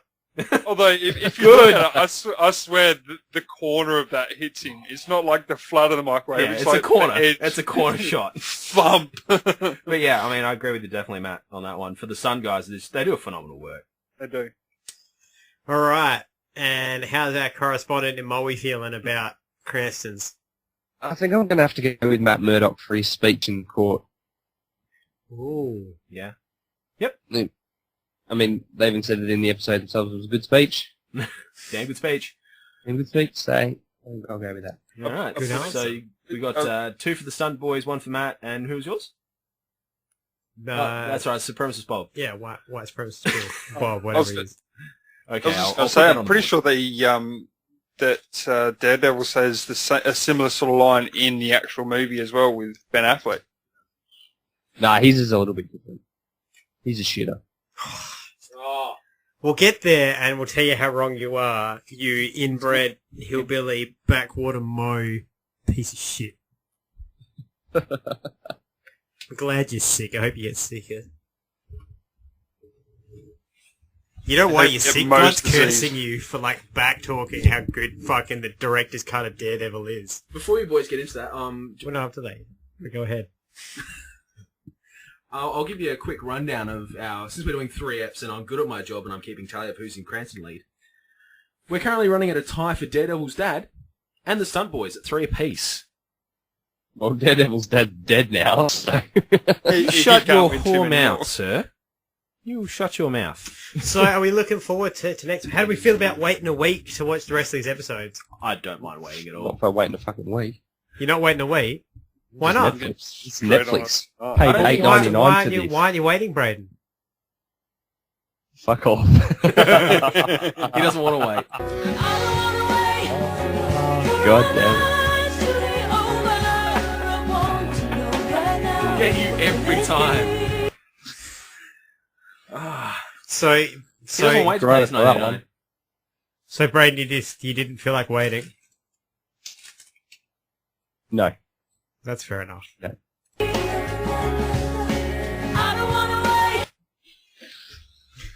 Now, what were you saying, Terry? You're good at your job. I'm good at my job because I keep track of our Cranstons.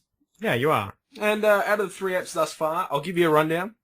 Our nominees are Karen Page, Wesley, Foggy, Kingpin, Daredevil himself, White Supremacist Bob, Mr. Murdoch, and the Stunt Boys. So, all of them... Wait, are- Mr. Murdoch, Jack Murdoch? Is it Jack Murdoch? Jack Murdoch. Yep. Captain Jack, isn't that one of his No, final Battling titles? Jack. Battling Jack. Battling Jack Murdoch.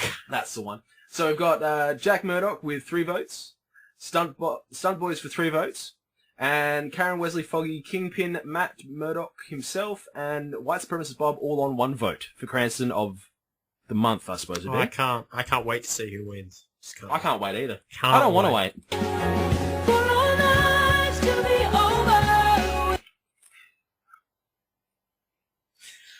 All right, well, let's move on to our next segment of the night. Piece of shit. And that is that Terry has done a little bit of undercover work this week, haven't you, mate? I have. I have I been. heard that you've hacked into the I've been the undercovers, servers. through the covers, in people's covers, and I have no idea I've been there because I am the Honey Badger and I don't give a damn. Recently, the pilot for the new CW TV show Supergirl, or Supergirl, as we shall be calling it, was released, or leaked in corporate terms. He had leaked my ass. Amazingly nice 1080p quality copies. That's beautiful. Does Just she bleed missing the as well? CW watermark, whatever network they're on. Right. So I gave it a bit of a watch, thrice, I should say. I've Gave it a watch, cleaned up, Gave watched it it a- again, cleaned up, watched it again. I've got At like that point, blood came out. it's okay. So she bleeds as well? Shh, no, she doesn't. She's great. Actually, she does. Actually, She does. in the pilot, she does, and I'll cover that later. Here's a quick premise. I'll give you the premise of the series because I won't go into full detail until we've hit. We'll end up covering it. We'll end up covering it, and I assure you, I will cover this well, sir. 24-year-old Kara Zor-El, who was taken in by the Danvers family when she was 13 after being sent away from Krypton. Sorry, I think you mean Dean Cain from Lois and Clark, so she's taken him by Superman. Yeah. Must learn Superman. The actual Superman. Must learn to embrace her powers after previously hiding them. Danvers teach her to be careful with her powers until she has to reveal them during an unexpected disaster, setting her on a journey of heroism. Now that's just a very brief rundown. Brief like her first costume. Oh, that first costume. My lord. She's got some abs going on this game. Melissa, I've tried to work it out if it's Ben Oist or Ben Wast. I want to say Ben Wast. I think it's Ben, well, to me, well, I'm... French-Canadian. Yeah, it looks like it's Ben Wast. Yeah. Or Benoit. Benoit. Benoit. As long as she's not related to Mon Chris. Anyway. Different spelling, she's not related to mass murderer. Yeah, that's true. Yeah, it's cool. She's not a mass murderer, she's still murderer. I'm going to kick this off by saying this felt sensational to watch. The costuming, the way it was shot felt better than Arrow and Flash. It just, there's something about it that felt, it was tangible. You know, it's just, it's like you watch it going, yeah, that I can feel it. You can feel it. So I think they've seen their mistakes with Flash and Arrow and gone, all right, what if we do it this way? And it's very polar opposite to Arrow, where Arrow's always dark and gritty. It's very bright. It's in the daylight. It's essentially what Superman's about is hope. Yeah. Whereas Flash has kind of jumped between the two. He's kind of, you know, here and there. Well, Flash does that shit at night a lot of the time. Yeah. So, the casting is great.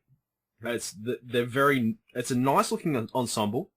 Except for, I don't think Calista Flockhart's nice looking anymore. I think she needs to eat a fucking Snickers. Her face What did she do? she got Jeremy Renner head. I think that's what happens when you marry Harrison Ford.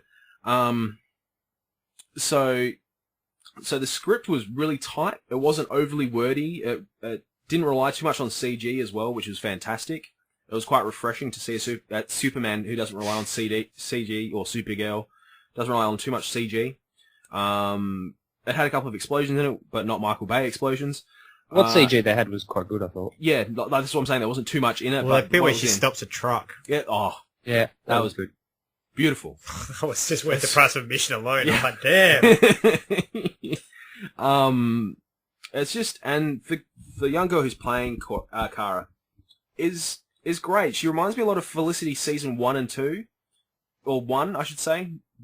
Strong, smart, a little bit dorky, but very lovable. And then you can see there's going to be this character progression. It's great. Well, but if she reminds you of Felicity, I can't see how you can see there's going to be character progression. Oh, well, she progressed to it's just, I want this particular man. Okay, sorry, I'll correct myself. It reminds me a lot of Felicity season 1, where she came in as that very smart, dorky, cute girl. She had that vibe. She had potential. Yeah, potential. She didn't have Cisco. Leave Cisco out of this. But no, it's a very well written Kara. Yep. And I like the fact they've gone with Supergirl instead of Superman. I think mainly because a lot of people, myself definitely included, don't know a lot of the lore of Supergirl. Yep. I like the premise. They gave us a bit of an introduction where, you know, she was lost in the Phantom Zone for 25 years and then punched out somehow. And then came to Earth, all that sort of stuff. I think that's great. So, it's one of those shows that I'm really keen for this series to start pumping out more episodes so I can watch it and enjoy it. Casting of Jimmy Olsen as an African-American man, I absolutely adore that.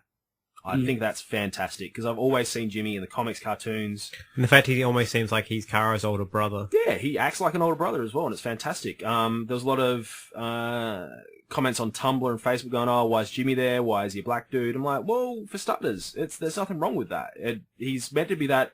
By this time, he's a he's known Superman for a while, so he's got that sort of in-touch sort of thing with... Yeah, he's an award-winning photographer at this point. Yeah. He's not fresh out. Superman's been Superman for 10-something years at this point. She was floating for 13 or 12 or 11 years. So he's been working with Superman for 12 years. So, yeah. But that's the thing. It's just one of those... It's a very good storyline that you can get sort of attached. You're willing to get attached to these characters. It's good. Even the casting of Calista Flockhart, she doesn't look great, but I can see her as that bitchy CEO. You're wearing ugly shoes. Selfish. Crappy. Yeah, absolutely. So I think it's fantastic. Yeah, I'm looking for. It gave me filled me with a lot of hope, and I'm looking forward to seeing the A Superman film that fills you with hope. I mean, a Supergirl. Well, that's what the ironic. S stands for. So I look forward to seeing more of this. Hope in the starts future. with I look forward to H. covering this. Yeah, it's gonna I be had one of those one shows. minor gripe with this. Oh, what was that? Fuck off. Just a minor gripe. Okay. I felt like she was like, I liked the cliche that she saved the plane, the Yeah. falling plane. That was fun. I liked that. Mhm. But then it sort of feels like the only reason she's doing it is because she got attention from it. Like she's sitting on Her the couch sister. watching the news, The going, only "Oh, reason we she got did it was for attention! her I'm doing sister. this again." No, she Hey? did it for a sister. She only did it for her sister. The attention was just a byproduct, and that's when it's like, I don't need to hide. Mm. Fucking Yeah, I know that. Supergirl. It was after that, and then she's Fucking like, "Oh, I got Supergirl. attention. I'm going to keep doing this." Yeah, but if you look at Jimmy's role in the episode, he's sort of encouraging her a little bit. Jimmy's trying to prod her without Yeah. directly telling her until he finally gets to the end. And he's like, "Listen, bitch. Listen, I know what Yeah, shit he is. says, "I wanted you Okay, to figure it out for do your yourself." shit. yeah. You're And just slow." who's the other reporter? Who the other guy who contributes to the online news thing? The That's white Man guy who's got a Felicity. thing for her. I That's can't Man remember his Felicity. name. He's also there as well, so she's getting encouragement, and she's doing it for the right reasons as well. So I was a little bit disappointed at the bank robbery scene where she got shot in the chest and that there was no jiggle, but you know, it's okay. I didn't like That's the fact she wonderful. doesn't Not quite Wonder know Woman. what she can and can't do. So it's like, are you bulletproof? We'll find out. And then when she's getting shot at, she kind of looks down. She's like, yeah. It'd be funny, like how they did that slow-mo of Superman getting shot in the eye. She'll get shot in the neck. Oh god, it's You've been on that island too long, mate.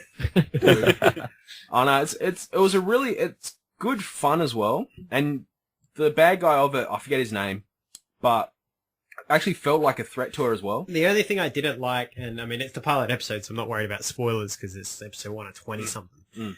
The other fact we get to the end, it's basically like, hey, it's female General Zod. Yay! Yeah, I know. I'm like, okay. All right, we'll run with that.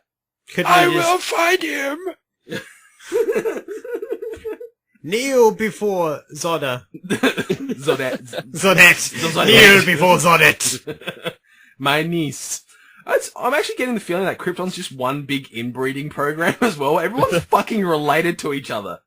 Haven't you watched Man of Steel? Isn't that what it is? Oh, no. Oh, well, actually, that's a good point. Good point. It's a very good point. But That no, was it's like pretty my much niece, breeding my fun. niece, my cousin. It's like watching Tudors. Well, that is the same family. Mm. But yeah, I just found out weird that you were like, within this one family, like the No, no, sister I- is the she acts like her niece is like her mother's like sister. Like only- what the fuck? For once, And then like, they're cousins, like because I remember- just because like their parents are brother and sister. This is bullshit. what I was saying a couple of months ago, there was that rumor of that show Krypton being fucking produced or some shit, which I'm Yeah, hoping that's right. doesn't go forward. I assume it's like one big hillbilly planet where they're just Duck fucking... Dynasty. Yeah, they're all just fucking related. Sorrel the Slash. I can't wait. I would love to see a We show need about to- Krypton where what would it be? Oh, it's just dudes on this other planet who they're just normal powered because they're under the sun that doesn't give They're them just power. normal dudes. So they just go about diplomacy. We need the Benny Hill thing. It's fucking. This is it. Ready? Hang on. Let me give you a voice. I'm going to edit this slightly, but ready? In the criminal justice system, On Krypton. the people are represented by Kryptonese. two separate yet equally important groups. Of Krypton The people. police who investigate crime and the district attorneys who prosecute the offenders. These are their stories. On Krypton. Essentially, That's that's what it would be. When you actually break it down, it's like there is nothing special about them until they come here. I do wonder if we'll get flashbacks on Krypton, though. Of course, we'll get flashbacks. She was a They 13-year-old can't girl when she get- left, so They yeah. can't get us. Yeah, she will get flashbacks to her in the Phantom Zone, bro. Which is sort of like, I'll fight you in the Phantom Zone. Whoop! But I had to radio. Everyone was sleeping. Well, she was. Yeah, she was. I'm sleeping. There'll be no. I'm flashbacks to stuck her in a fighting. one-way mirror. You say that now. Except for the two, she's like, I wasn't always really asleep. He wasn't always on that island. For 11 years, I was in the Phantom Zone. She went to... No, that's- But now I'm on Earth, I realize I must be someone else. I must be something else. Flying. Supergirl. It's great. It was a thoroughly enjoyable TV show. For a pilot, I enjoyed it. I did too. It's 10 out of 10 for me. For a pilot, I don't rate pilots highly, but this got me. Like, I've watched it about 8 times now. Oh, well. I normally stop on that first costume fitting. Yeah. Yeah, so... Yeah. You know what I'm on about. Fair, yeah. Can't say Tissue? A little bit. Yes, please. Tissue. Give me a used one, big boy. Matt's dirt face just then. And now for our feature presentation. Are you here to confirm that Daredevil is responsible for this, Detective? There is no proof that Daredevil even exists.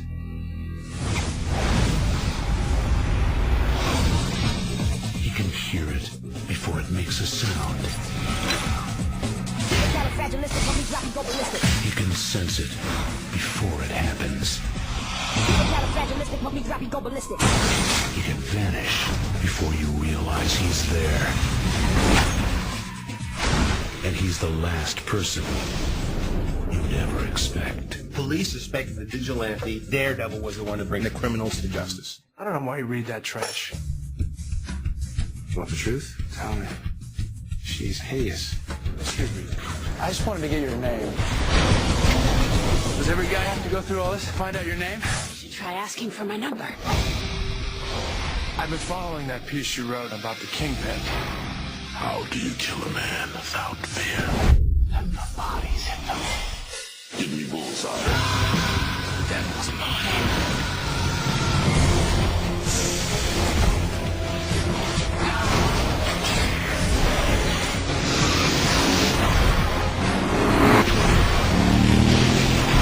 I hope justice is found here before justice finds you.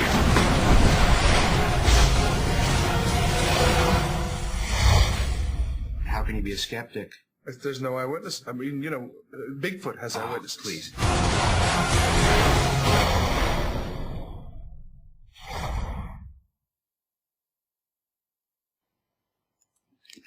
That's right. This week's feature film is Daredevil, the director's cut. Don't watch the theatrical cut. That's trash. Molto The bene. director's cut. Excellent. Let's get into the plot for this thing. And then Terry and I can yell at two knobs who are completely wrong about this. You're The right. plot.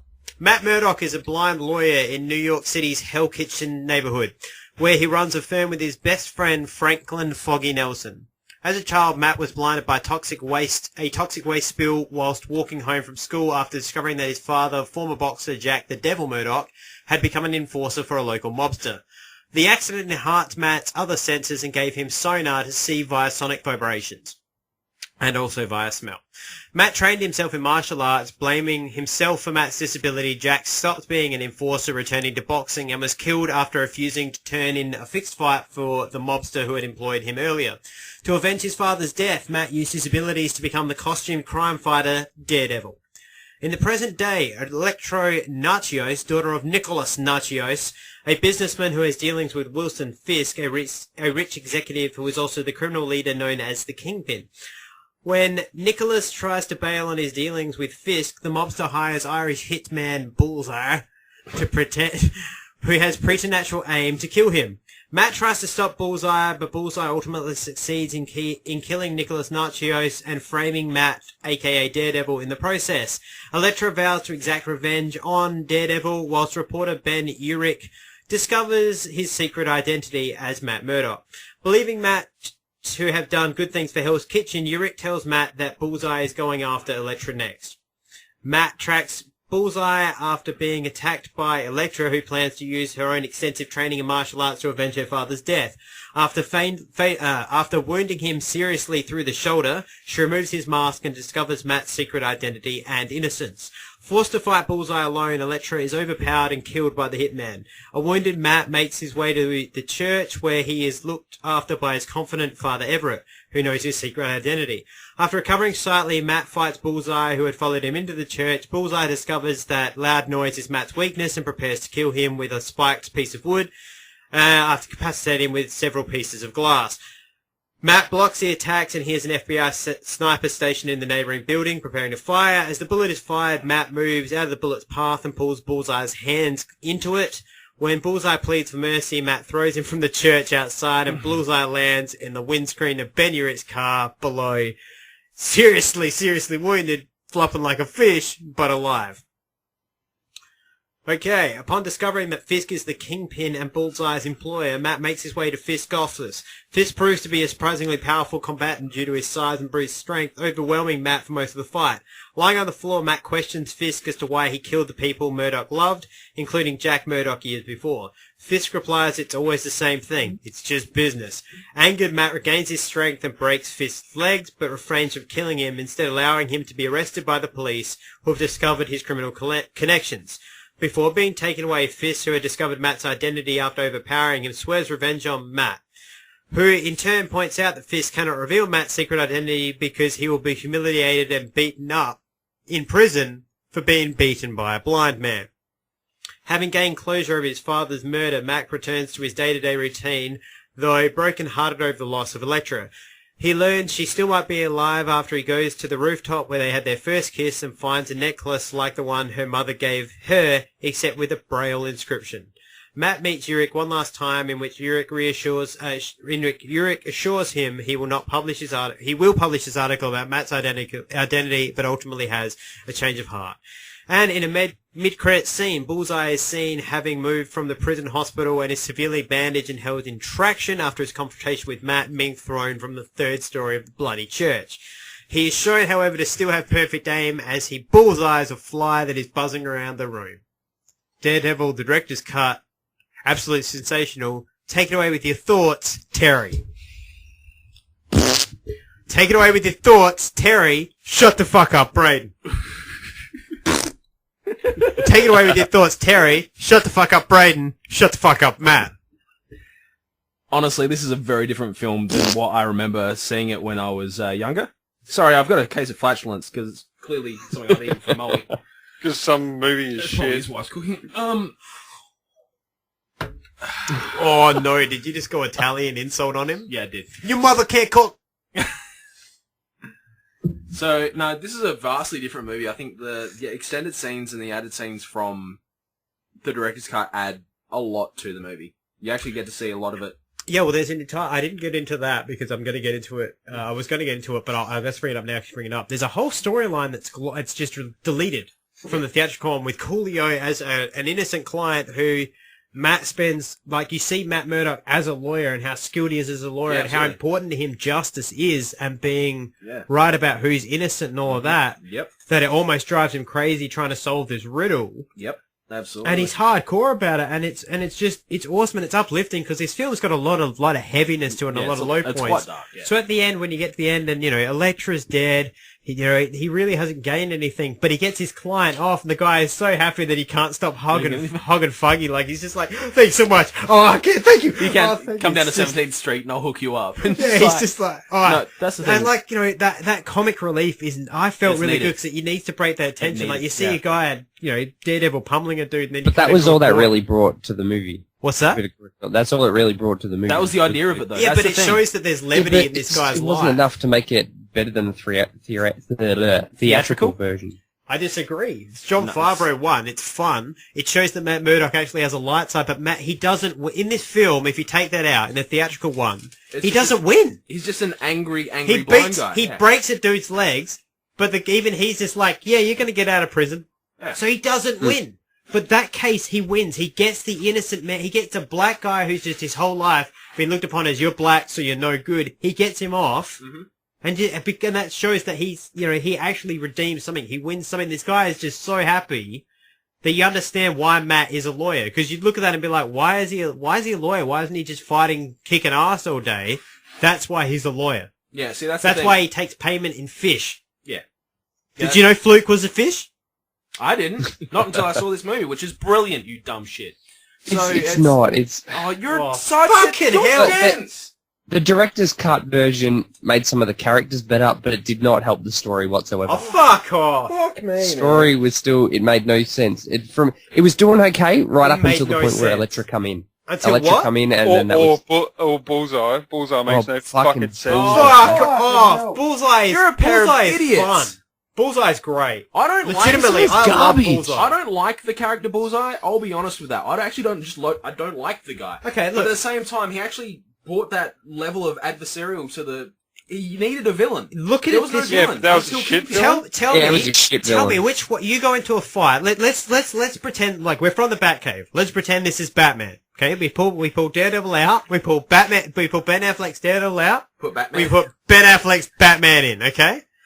Now, of the two villains of Kingpin and Bullseye, I would want to see a fight with that Bullseye. The dude is catching glass and slinging glass and all that sort of shit. That's awesome. And the fact that you see how good he is now, cocky he is, and Matt is just instantly just like, no, no.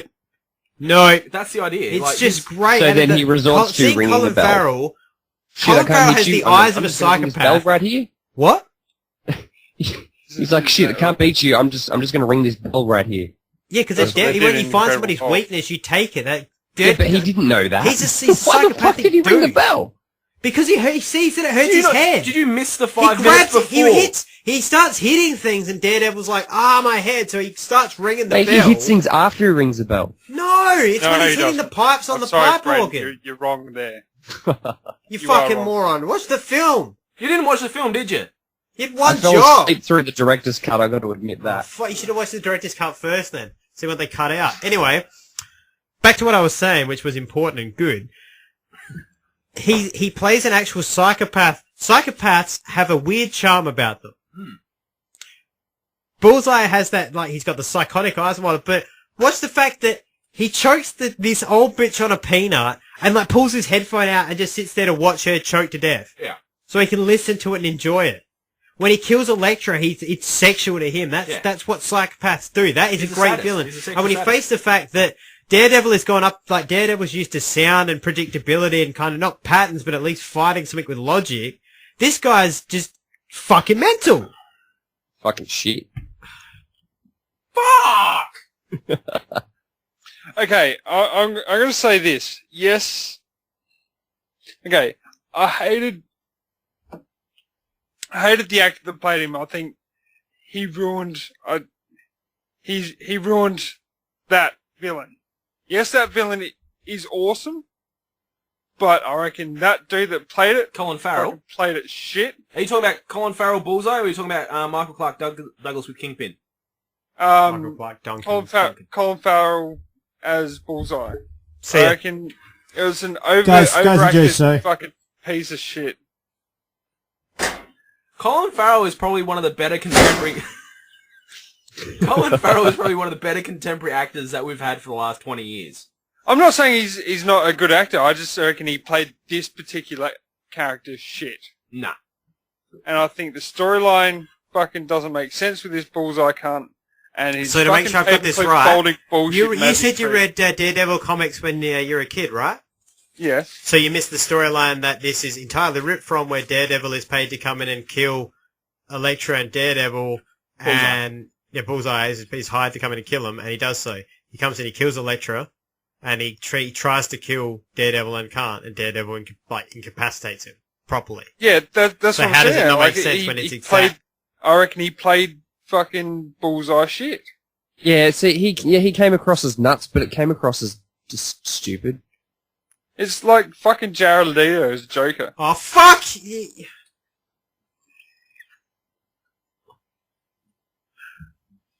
Just somebody else talk. Yeah, like... I don't... Look, Colin Farrell is, for me, pound for pound, one of the best character actors I've seen for a while. In Bruges, The Rookie, this show, he's brilliant. SWAT. Phone book? Phone booth?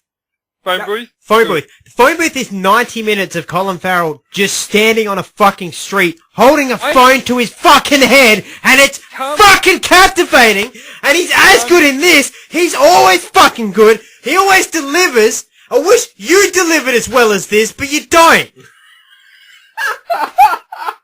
As I said, I'm not actually picking on the dude himself. I do like him as an actor. I said that before, and I haven't said that he's as shit as Ben Affleck. I'm just digging there. Yeah, I'm not with you on that one, man. I know. Alright. I'm going to change the topic here before this ends with me actually getting arrested for killing Matt. I made a point a few weeks ago, well actually more than a few weeks ago, a few months ago now, that I've stood by. Yes. But here's the, I mean, nobody's ever said this. That's important to note that nobody's No ever one said this. ever. Okay, No we're one's just ever taking a said break from the movie. this. No. Okay. And it relates to Ben Affleck. Ah, yes, very And good. I've maintained he will always be the best Batman because of this film. Yes, I'll definitely cite Now, there's a lot of Batman You tell performance in this. You two over there in dumbfuck world, tell me I'm wrong. That you at watching You're this, you're not like, fuck, this guy is the way he looks, the way he carries himself. That moment with the kid where the kid looks at him scared, thinking he's going to kill him, and he's like, I'm not the bad guy. Yeah. I looked at that and I was like, you put him in a Batman costume and you literally have the moment the audience is like, oh my god, like your heart breaks for Bruce Wayne because he's like, I'm not No, gonna I hurt didn't you, I'm see it. Batman. Didn't see that. Really? You didn't see the scene because you went, what? I saw the scene. Oh my god. How did you not? I saw The only that. thing that I saw that I thought, oh, that resembled Batman was when I thought it resembled the movie Batman and Robin when he's fucking suiting up.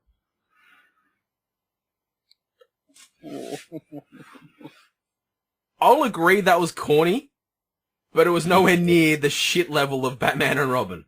I'll agree with that, but that was the only thing in this movie that reminded me of Batman.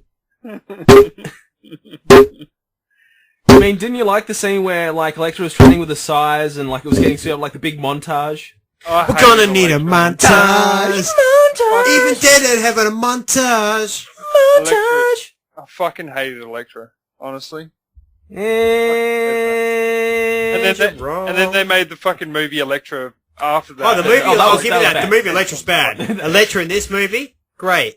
Jennifer Garner and Ben Affleck, fuck me. Yeah, the I'm really chemistry's glad they phenomenal. got married because they have the best chemistry of, Yeah. of But many actors their I've relationship seen. in this movie made no sense. Like, he was making out with her, like, on the 15th minute they'd fucking spent together. Yeah, I'll give you that, but it's a comic book. It's a comic book. Plus, It's she's dumb. been... You Okay, stalked her I'll down put the it street, in they had a perspective. fight, Let me put fucking snake out. hang on.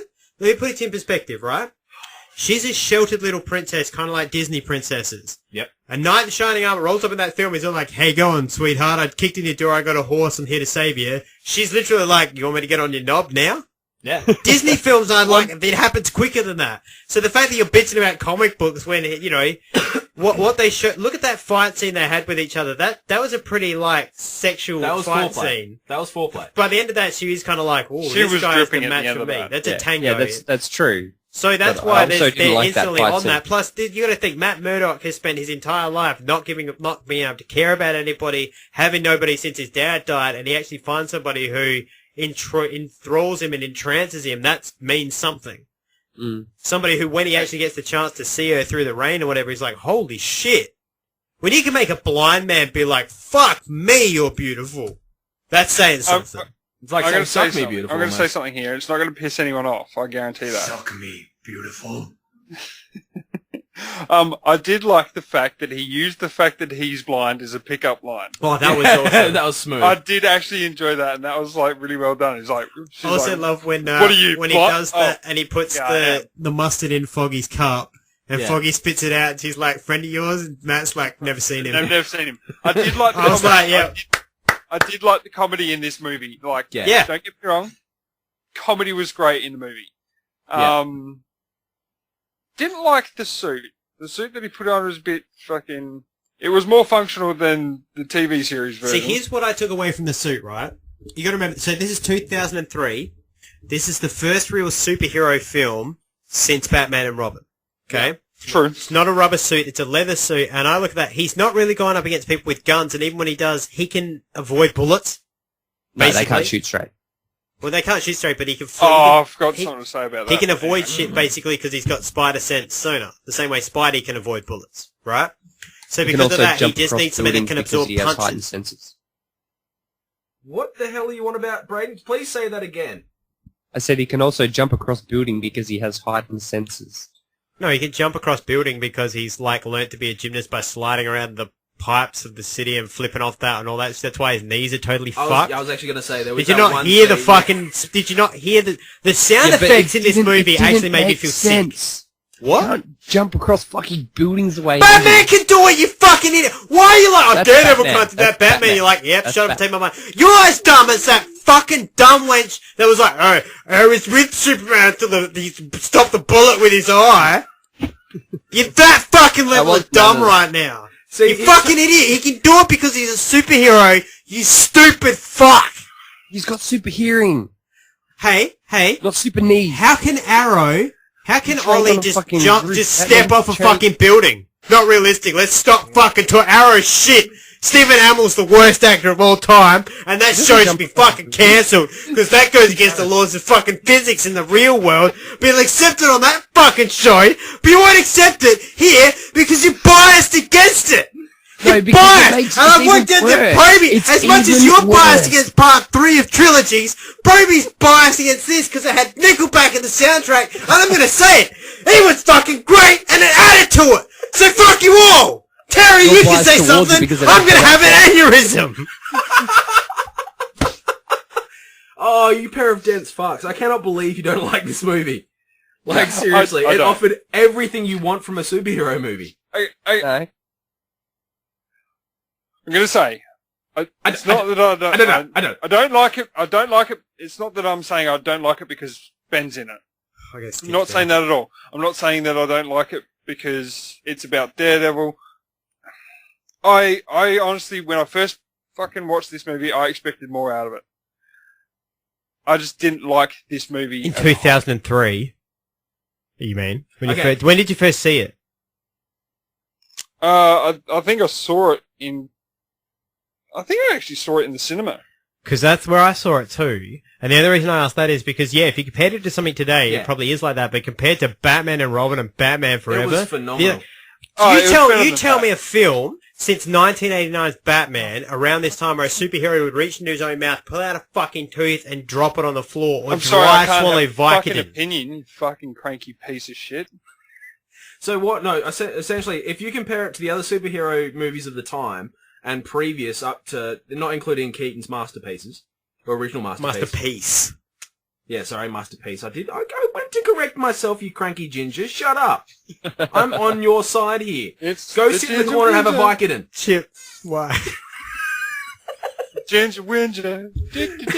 Ginger Winger. So basically, like, if you compare it on a decent table of graphs, like nothing from 2003 onwards, if you compare it as a standalone movie, I think it's absolutely brilliant. I agree that the suit was a little bit corny with the DD on it. I didn't like the design of the suit, but what I do like is the fact that in certain light it came off as a really dark crimson or almost a really, really dark purple. Blood. Yeah, Looked that's like the idea. dried Yeah, blood. yeah, that was the idea, and it's the same. Dripping in blood. It's the same principle of the Deadpool suit. Yep. That's why it's red, so they can't see me bleed.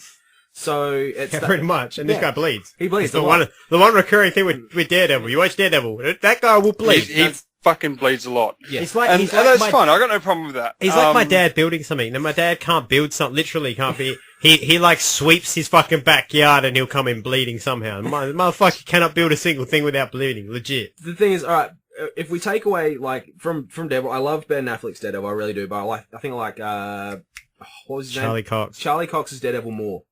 Yeah. I think that that's just a sign But of we're the talking times. about like, It's chalk and cheese. yeah, That's- 12 that's- years later we've had Arrow to kind of pave the way of like Yeah. what. Yeah. So, but I do like Ben Affleck as an actor. I think he's phenomenal. But the other takeaways for me was Jon Favreau in this was just a brilliant the Favs. piece. He was a brilliant piece of comedy relief that really needed, like, even in the theatrical, he was there actually for the specific purpose to bring comic relief. Yep. Jennifer Garner, I'm half and half. There's part of me that can't get over her ears and her teeth.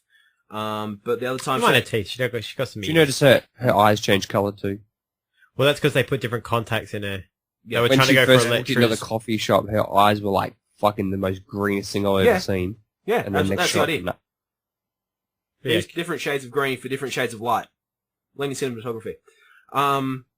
So basically, like, Jennifer Garner, but the one thing I could not get past as a decent Kingpin was Michael Clarke Duncan. I love him so much. I loved him in Green Mile. I especially loved him in Talladega Nights. His comedy's If you brilliant. haven't seen a film, it's called The Slam and Salmon. It's by the that's one. guys that wrote Yep. the Super Trooper guy, Broken Lizard, Super Troopers, and Beer Fest. Yep. It's one of Michael Clarke Duncan's last films before he died. It's a comedy, and the film is based around this. He's the guy that owns a restaurant, and he's just come back from Japan where he was hunting people, and now he owes them $40,000. And he's so just legitimately, I think it's one of the best comedy performances of all time, is this guy as Leon Salmon. Yeah. But I could not get past him. I could not accept him as Kingpin. Physically, he fit the comic book and cartoon. Yeah. Needed to see more of him. That's the other thing. Sorry, yeah, that's one thing as well that I don't like about the movie is I don't feel the threat of Kingpin at all. But do you feel the threat of Bullseye? Because No. Kingpin is ultimately the guy pulling the strings behind the threads, so Bullseye is the one who needs to be the threat. He's the hitman. That's true. Whereas Kingpin's just like, you know what, I'm sick of your shit, I'll just fucking kick your head in myself. He's Lex Luthor. Yeah. You know, Lex Luthor isn't just rolling out the street or like, I'll take him down first. He's like, sends waiver guys till it's finally like, for fuck's sake, get the suit, get this kryptonite-powered suit, I'll take this curly, cowlick front motherfucker down myself. Yeah, and then I'll bang Lois. That's in the ass. But I never really felt that they never gave him enough screen time. Yeah. To fully, because he takes up a screen. There's no presence. He just takes up the screen. Just that's how that is. Colin Farrell, I think he does a wonderful job, especially in this director's cut where we get to see those little extra scenes like the airport scene. I don't think that's in the theatrical version. I like the little things he does, like the fact that, like I said earlier, Daredevil's a very sexual world. This film, Colin Farrell takes it to another level, like where he anytime he does a kill, he rubs his head, and it's always like fuck. You can see he's getting off and rubbing his bullseye thing. Yeah. It's just fantastic. And I love the fact that he goes fully psychotic over the fact that he misses. Yeah. And that he just gets obsessed where it's like, I don't fucking fuck this shit. Yeah. And like, I love, like, at the beginning, he kills a dude with a paperclip. Yeah. For like, you know, he just calls him like a filthy Irishman. Yeah, filthy Irishman. And because they laugh at the paperclip, he's like, yeah, bang, bang, bang, bang. The only thing I didn't like was the fact paperclips that's not how metal detectors work. But, yeah.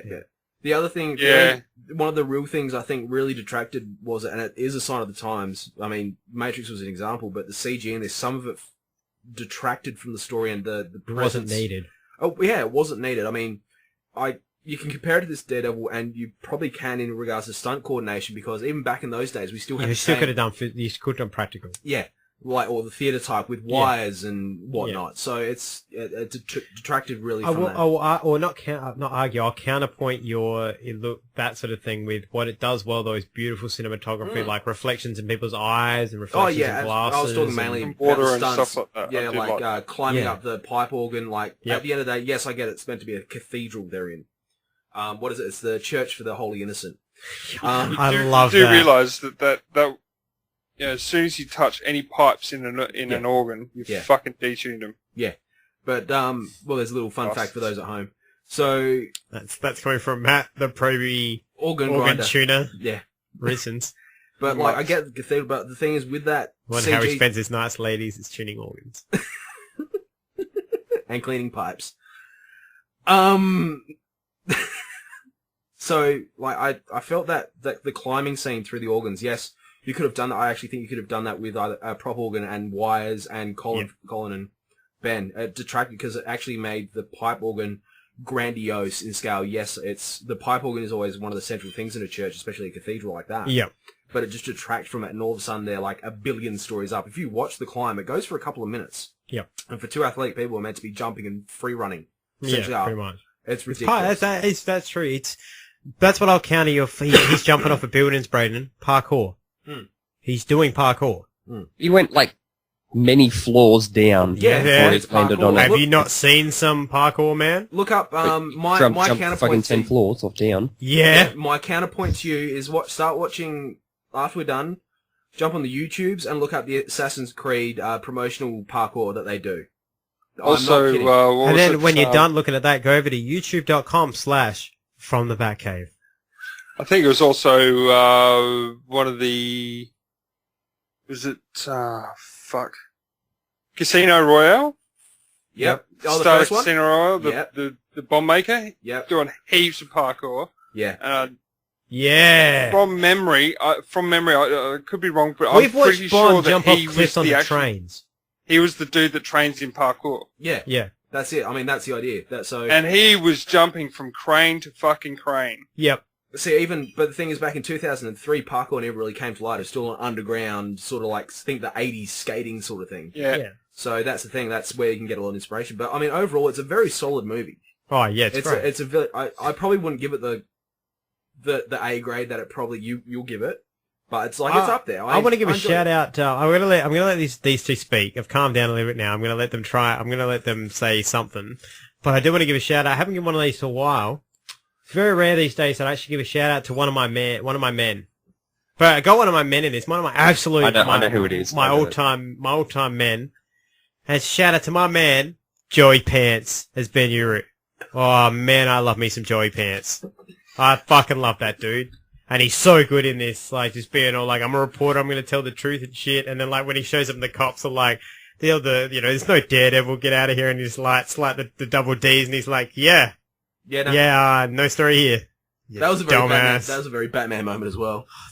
He takes the time to, like, put his symbol. So, okay. So even though we've dominated the conversation, we should let's throw it over to Dumbass City and let these two have a counterpoint with each other on why the film's bad. And then I actually have, there's a special guest who's going to join us in the studio when we come back from these two idiots talking. So go ahead. Look, Righto. Some of the characters I liked. Actually, a good chunk of the characters I liked. There was a few I didn't like Bullseye. I just thought he was stupid. It was the story that really killed it for me. It didn't make sense to me. It really didn't.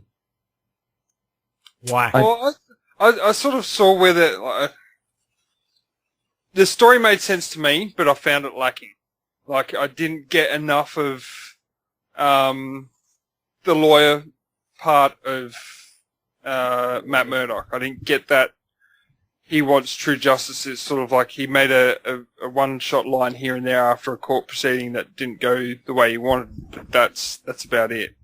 In the criminal justice system, yeah, exactly. You know, I wanted more of that. The goddamn Batman. Anyway. But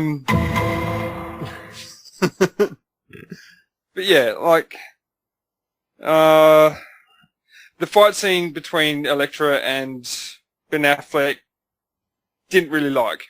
The thing that killed it from the only part that killed it for me in that fight scene was when they were balancing on the seesaws. He is definitely heavier than her, and she was like they were even. Yeah, like, gymnastics, brah. He might be counterbalancing her. Like a good gentleman. Piece of fucking piss. Piece of piss. That was the only fight scene the only thing that in the fight scene that I hated was that. Or, actually, right at the start when he throws his fucking cane up in the air. Like, fuck you, that was awesome! Fuck you! So gay. Oh, fuck you! That was Batman and Robin right there. Oh. How did you feel about the fight scene, or not the fight, the training montage where Elektra's using her size and stuff? I kind of enjoyed that. Well, that was good. Fuck, good. Stupid. Keep talking. Who was dropping those bags for her? This fucking... And how is that beneficial at all to just slice bags of sand? Oh yeah. That's like saying, how's it beneficial to punch a bag full of sand? Duh! What are you fucking retarded? It's not a dude, it's a bag of sand! I'm going to counterpoint that out. Why are you lifting weights? You're just going to put them back down again. Dumbass. Okay, you can punch a bag, right? Yeah, it's full of sand. Cool. You slice a fucking bag of rice, you got to fucking fill the bag and stitch the bag up or buy a new bag. Oh, so she's rich, man. She's not doing any of that. She's got servants. She's got servants and shit. But that's the dumbest thing ever. That's like saying the president isn't like shitting and then cleaning up. Oh, he's shitting wherever he wants on the floor, and then he's like, "Fuck it." Yeah, but some white motherfucker clean up the black man's shit. A bag. That's not working out. That's just she sliced a bag. How is that beneficial to her whatsoever? Oh my god, Terry. Yeah. Tell him why the fight scene's good. Well, not the fight. That the training montage scene. is it's well done. Like Matt, you and I have both done like training and martial arts and stuff like that. It involves rolling and flips and basically katas, doesn't it? Yeah. So the sides are essentially an extension of your arms, are they not? Yes, they are. So there's no difference to then moving the side, slicing a bag is just throwing a punch, is it? There's not a lot of... It's an extension of your body. You know this. The other thing I liked about when you bring up the size, I like the fact that, like, Braden, this is the other thing as well, to show you how good she is with those, so that when you see her later and she's spinning her sign, her finger, and all that sort of shit, it makes sense, as opposed to just, why can this bitch be good with this stuff? Yeah. You've seen why she can be good. Because they had a fight scene. I get her training with the scythe. I get her training. I just your complaint is practicality. Is that right? Sandbags don't make sense. Yours is practicality.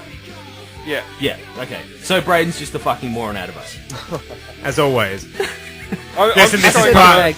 There must be 2 Daredevil films we missed. Yeah. Okay. All I'm getting at is that yes, you want something to hit with when you're training with the scythe. I get that. That's fine. Not a problem. But when you spend a fucking half an hour training session fucking stabbing these bags of sand and then spending the next 2 hours either buying new ones or fucking rehanging them or refilling them. It's about 30 seconds, not half an hour. It's a training montage, Braden. Just be quiet. Can you turn off your mic?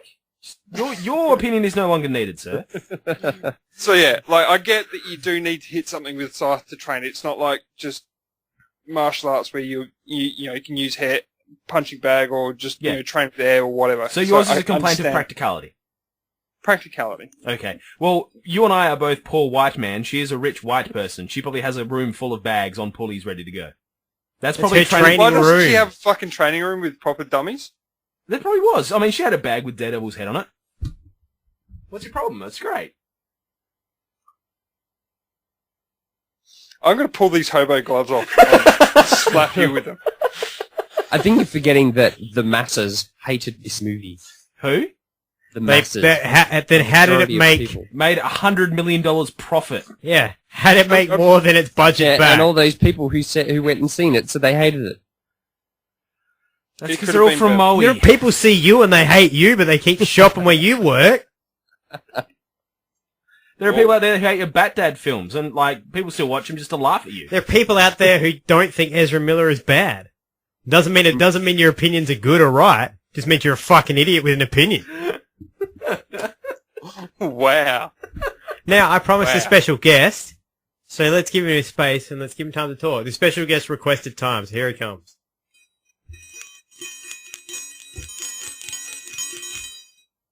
Thanks for joining us, God. Yeah, that's all right. Now, what did you want to talk about Daredevil? Yeah. What did you think of it? It's like the best movie I've ever made. You didn't make it, mate. Yeah, I did. How's that work? Well, I created the guy who made it, you fucking idiot. So I made it. Everybody makes everything I do is everything. Don't question me again. Also, to these 2 idiots that think Daredevil's bad, you're both going to go to hell. Fair enough. And Fair enough. while you're there, you'll be sucking a lot of demons' dicks. So I hope you enjoy it. Until then, peace out. Daredevil Director's Cut, one of the best films and most underrated films of all time. See you later. Garbage. Well, that was God with his opinion. That's fair. I think he's made some very valid points. Matt looks like he has a counterpoint.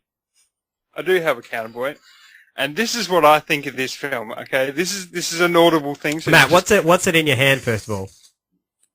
This is a tool that I use on a daily basis. God, so I've trained with this, not against sand dummies, but I've trained with this. So it it's sounds not like my his dick either. dick. So It's his dick. Just Is he if dick? you just shut up and listen for a second. I don't want to hear your dick. Shut your mouth. Know your role and shut your mouth. Matt, stop. This is real. Very good. You could have said Okay, it. so I have It's a something in dildo, my okay. hand. It's called a DVD, and on the front of the DVD is printed these 2 fucking stupid D's in flame. Okay, so here we go. This is my opinion of this movie.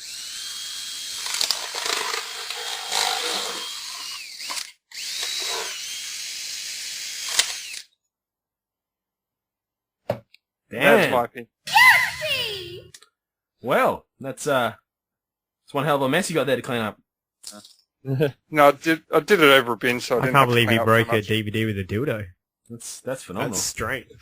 No, I have it. I'm scared of wherever he video. sticks that. I've taken a video of this destruction so that I can post it on the from the Batcave Facebook page. Where can we find that Facebook page, Adam? Oh, that would be at facebook.com/fromthebatcave, and I'm pretty sure we'll also have links them up on twitter.com. Which, Braden, do you know where you can go on Twitter to find us? You go to twitter.com/frombatcave. That's right. Excellent. And I understand as well that we might actually have some pictures and movies at the time you're away coming as well that we might be going up on both Facebook, Twitter, and YouTube. Terry, do you know the address of the YouTube channel? I'm pretty sure it's youtube.com/FromTheBatcave. That'd be the one. Excellent. Well, Sorry, we're at it. I just want to take this moment to say, if you want to watch, I'm pretty sure that Daredevil, I don't think it's the director's cut, but if you want to watch the director's cut by buying the Blu-ray JB Hi-Fi, and then compare it to the theatrical one is on Netflix, which is actually very cheap. $8.99. $8.99. Prices may vary depending on which store you go to. Oh, okay. I think we're pretty much like all right, look. This is what we've got to do. I've had to come up with a solution to this because I am the leader. Matt brought it up last week. I am the leader of the Just Us League. Yes. I'm also the most handsome, the best endowed. Yeah, I'm Batman. Let's face it. Anyway, So and I had to you're come up with a the way to solve this problem, and that is I've gone out and bought us something.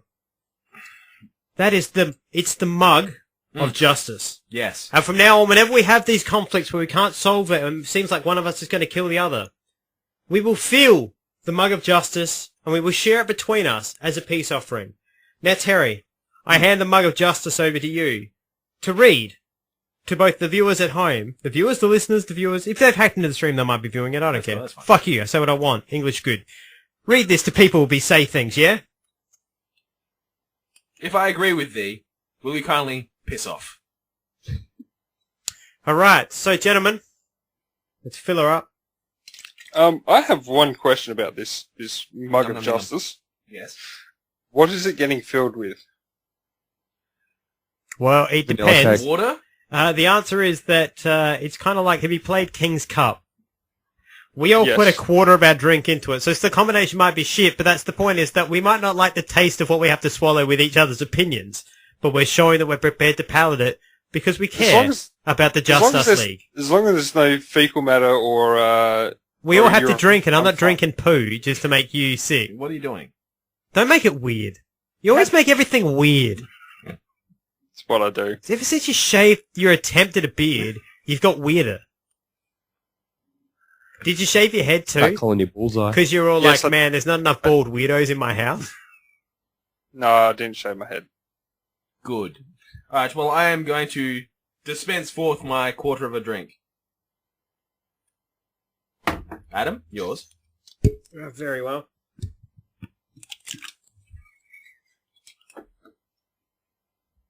Alright. Braden, over to you.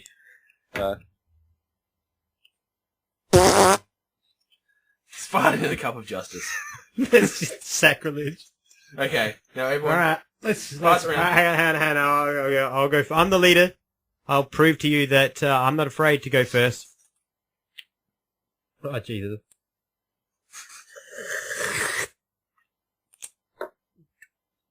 Tastes like cinnamon and justice. Delicioso. It's pungent. Aftertaste is odd. Oh. Give it to Braden. Bread. Oh, Jesus. Good thing you used a straw since you're sick tonight. Smells like a used diaper filled with Indian food. And to Matt. And Matt used it like a bong. Good job. And the cup is back to the Batcave. Excellent. And, oh no, who's going to wash it? Matt, did you bring me back a gimp? Yes. Oh, that's okay. Can he wash dishes? You have to wait a week. Oh, that's okay. He's stuck in customs? It's not in customs. They're just coming... It's not one gimp. It's multiple, and they're coming by means differently to what I came on. So you could get a monkey here with you, but you had to send my gimps via boat. But they might get turned back. That is true. That is true. Have you seen a single boat get into Australia since the Abbott government took office?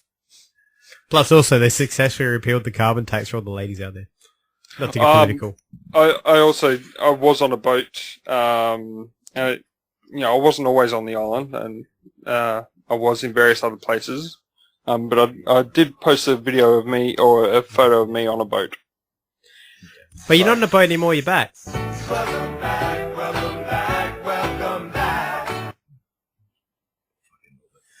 Alright, well, we've all drunk from the cup, so let's wrap it up with Daredevil there. Let's hand out Barbara's and Cranstons. Who wants to go first?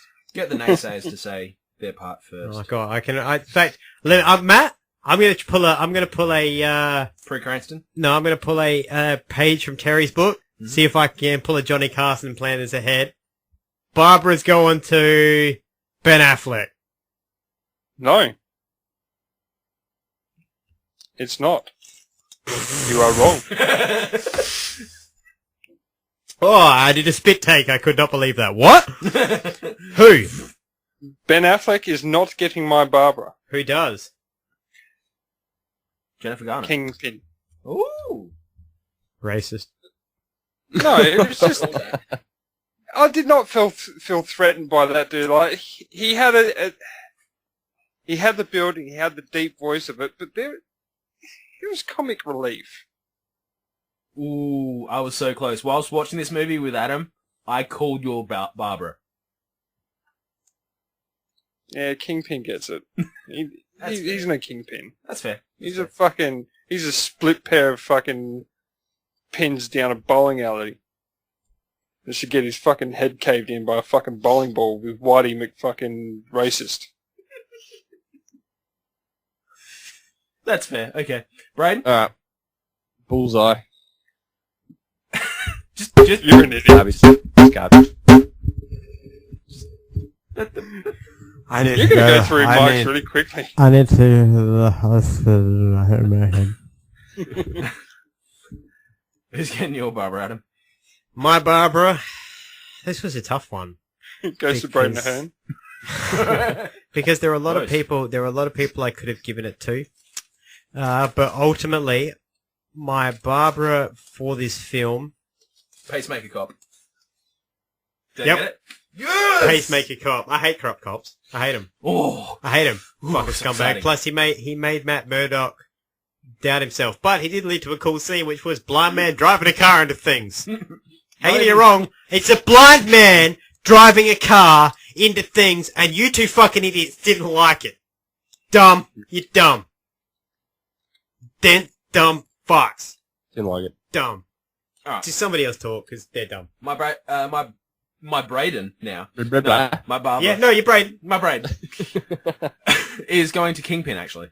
I just didn't like him. What? I didn't like him at all. I didn't get enough screen time to sort of get Kingpin. I understand the whole underworkings, underworld, pulling the strings. I get that. But for me, physically, he wasn't a formidable foe for Matt Murdock. It's just, there was something that just wasn't right. It didn't feel right. I think Michael Clark Duncan was cast purely on size alone. He's a fantastic actor. Well, it doesn't help that he's also, like, the dude he's fighting is, like, 6'3". Yeah. And big. Like, it's not, if it was Charlie Cox, that would work, 'cause Charlie Cox is, like, 5'10". Yeah. And wiry. Whereas Ben Affleck in this film is not even a Batman shape, but he's like, you're like, damn, that's the big Yeah, dude. big shoulders. But that's the thing. I mean, it's probably mainly at the casting. Yeah. But I wasn't given enough screen time by Kingpin. And I think that's why they cast Michael Clark Duncan. It's just because of size. And that upsets me because I enjoy Michael Clark Duncan's work. Kingpin with Bill Bixby's Hulk probably had more threat than this dude. Yeah. Yep. That's where we're going. No. I'm not allowing you to say something that stupid and get away with it. You're dumb. You're bad at having opinions. All right, so since I'll lead this ship on forward, Braden, who gets Cranston? My Cranston goes to my man Kevin Smith. Because I Kevin did not Smith- see that coming. Nice. That's I'm not bad. I'm not shitting on your answer. I did not see that coming. Kevin Smith was actually great. Give me that. Talk to me, Braden. Talk of me. Speak Hey. words at me. Wax poetic, homeboy. He was great. He was only in there for a very, very minor part. But, yeah, he was just like a fat, nerdy science dude. Because he is a fat, nerdy science dude. And, pardon? No, he's not. He's a fat, nerdy stoner dude. Yeah, that's true. Who loves Stoner dude, movies. yeah, that's true. Not there's anything wrong with that. I'm not saying there is. It's just, let's be real. And Actually, this Kevin was Smith, leaner, so- more fully haired Kevin Smith. Even though This was elite peak Kevin Smith. No, Kevin Smith now has dropped like a lot of Yeah, his weight. he has lost a lot of weight. That's true. He went and on then like he a shaved his massive, beard like, too, yeah, and he looked trimmed like a his- different man. Yeah, and like dropped the sugar. So he shaved his everything, beard and became a woman like Matt. basically. But man, did he make a hot daughter. Anyway, Matt, who gets Cranston? And named her Harley. Named her Harley Quinn, in fact. Harley Not Quinn. just Harley. She's Harley Quinn Smith. So it should be Harley Quinn Smith O'Neill. Wow. A lot went on while you were away, Matt. Wow. He had to become someone else. Something else. Derp, derp, derp, derp, derp, derp, derp. Badger.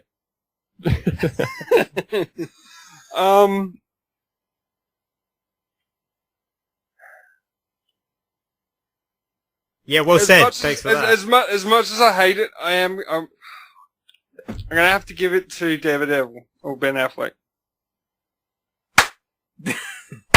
The slow clap.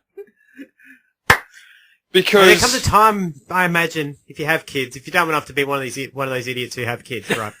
There comes a time in your life, I would imagine, where you might be proud of your kids. And you might be like, they finally did something right. They're not a complete fuck up, and I don't want to beat their head in with this crowbar. fuck's sake. That's how I feel right now. That's how I feel right now about you, Matt. I don't want to kill you for once. Well done. Go ahead with what you were saying. And I hope you never have kids. Again. I had kids long before you did. I'm talking about Adam. I hope he never has. Yeah, well, why do you think people don't let me babysit anymore? I've made sure. The reason being is because I did like his acting in this movie. Cool. I didn't like the movie. I'm not going to say I still don't like the movie. It could have been done better. Mm-hmm. And there are a lot of aspects of this movie that I'm not going to like, and I probably never will like, no matter how much Idiot Features over here smashes his head on a fucking microphone. So would you be Yeah, I know. It's the same way that some people just don't have taste and don't enjoy good things. Would you be offended if they end up doing a reboot? Opinion. I don't have fucking... It's done a reboot! We watched it on Netflix! No. I'm saying like a reboot, like theatrical for the movies, for the theatre. Not necessarily for Netflix. You know what I mean? If they did like a reboot, basically backing off of that. Oh, I see, right. Yep. Yeah, so would you be adverse to a reboot, Matt? Yes. Oh, you wouldn't like a reboot? No, sorry. No, I would like to see a reboot of this movie done. Okay, cool. And it's not just being spoiled little brat from CG and effects. The storyline could have been done a lot better, and the casting, I think, could have been done a little bit better as well. No, I'll agree. Even though there were some great actors in there that I did enjoy. Anyway. You don't feel they fit the role? Their acting style didn't fit the role? That's right. Okay, that's fair. That's fair. So, I did enjoy Ben's portrayal of a blind man. I reckon he actually did that. I was quite impressed with that. Yep. So it wasn't offensive. It was very honest. Yep. Cool. Yeah. All right, Mike Cranston. I think I want to give it to Jack Murdoch again. For just the simple fact that it's in a very short amount of time, he did the 180. He tried to represent his family. I like those strong father figures who try and do that. So I like that. I'm almost tempted to give out Aaron Pauls, but I actually do like Jack Murdoch in this. I enjoy it. It's a good answer. Fair. Stop saying it's a good answer. I know they're good answers. I'm just trying to reinforce because most of the time you have bad opinions on things. Or maybe I'm just faking it. Okay, around you I'm faking it. Okay? Okay, we're saying it. Something that you hear in your private life, now in your public life. I'm faking it. You're breaking kayfabe. I thought he was breaking up with me for that. Oh, yeah, that was going. Oh, by the way, this is my last from the Batcave. Good. Next week, Proby gets promoted. Okay. My Cranston goes to... I'm joking, Proby. Joking. Let's be serious. Let's be serious, mate. You have to be good at your job to get promoted. My Cranston goes to... Man from Ireland. Sensational actor. Plays a psychopath perfectly. Has perfect psychotic eyes. His bullseye perfect. I love it. Catches glass and throws it like ninja stars. That's fucking fun. I mentioned last week a dude throws a baby at you. That's high levels of psychotic. This takes it to a whole nother level. Colin Farrell's bullseye. gets my Cranston. For being fucking awesome and being a threat. I like it when there's a good threat, and this villain was a threat. And you're kind of like, yeah, I can see why this dude makes money as a hitman. He's really good. Yeah, absolutely. You know, when are you going to go to the cops? What happened? Oh, some guy broke a paper clip into 5 pieces, then he flicked it from across the room over there into this guy's neck with like a lightning precision. Yeah. Uh-huh. And you want us to do what about that? So yeah. Cool. Good That's answer. Martha. That's Martha. Thanks. Thanks. I think it is too. You're right. All right. Well, let's move on. Has anybody been lucky enough to receive anything from their Batsack this week? Is my Batsack filled up a little bit? I did get a little something this week. Yeah. I'll tell you what. We all got something? I got a little something. Mine's a quick one, so I might just kick mine off.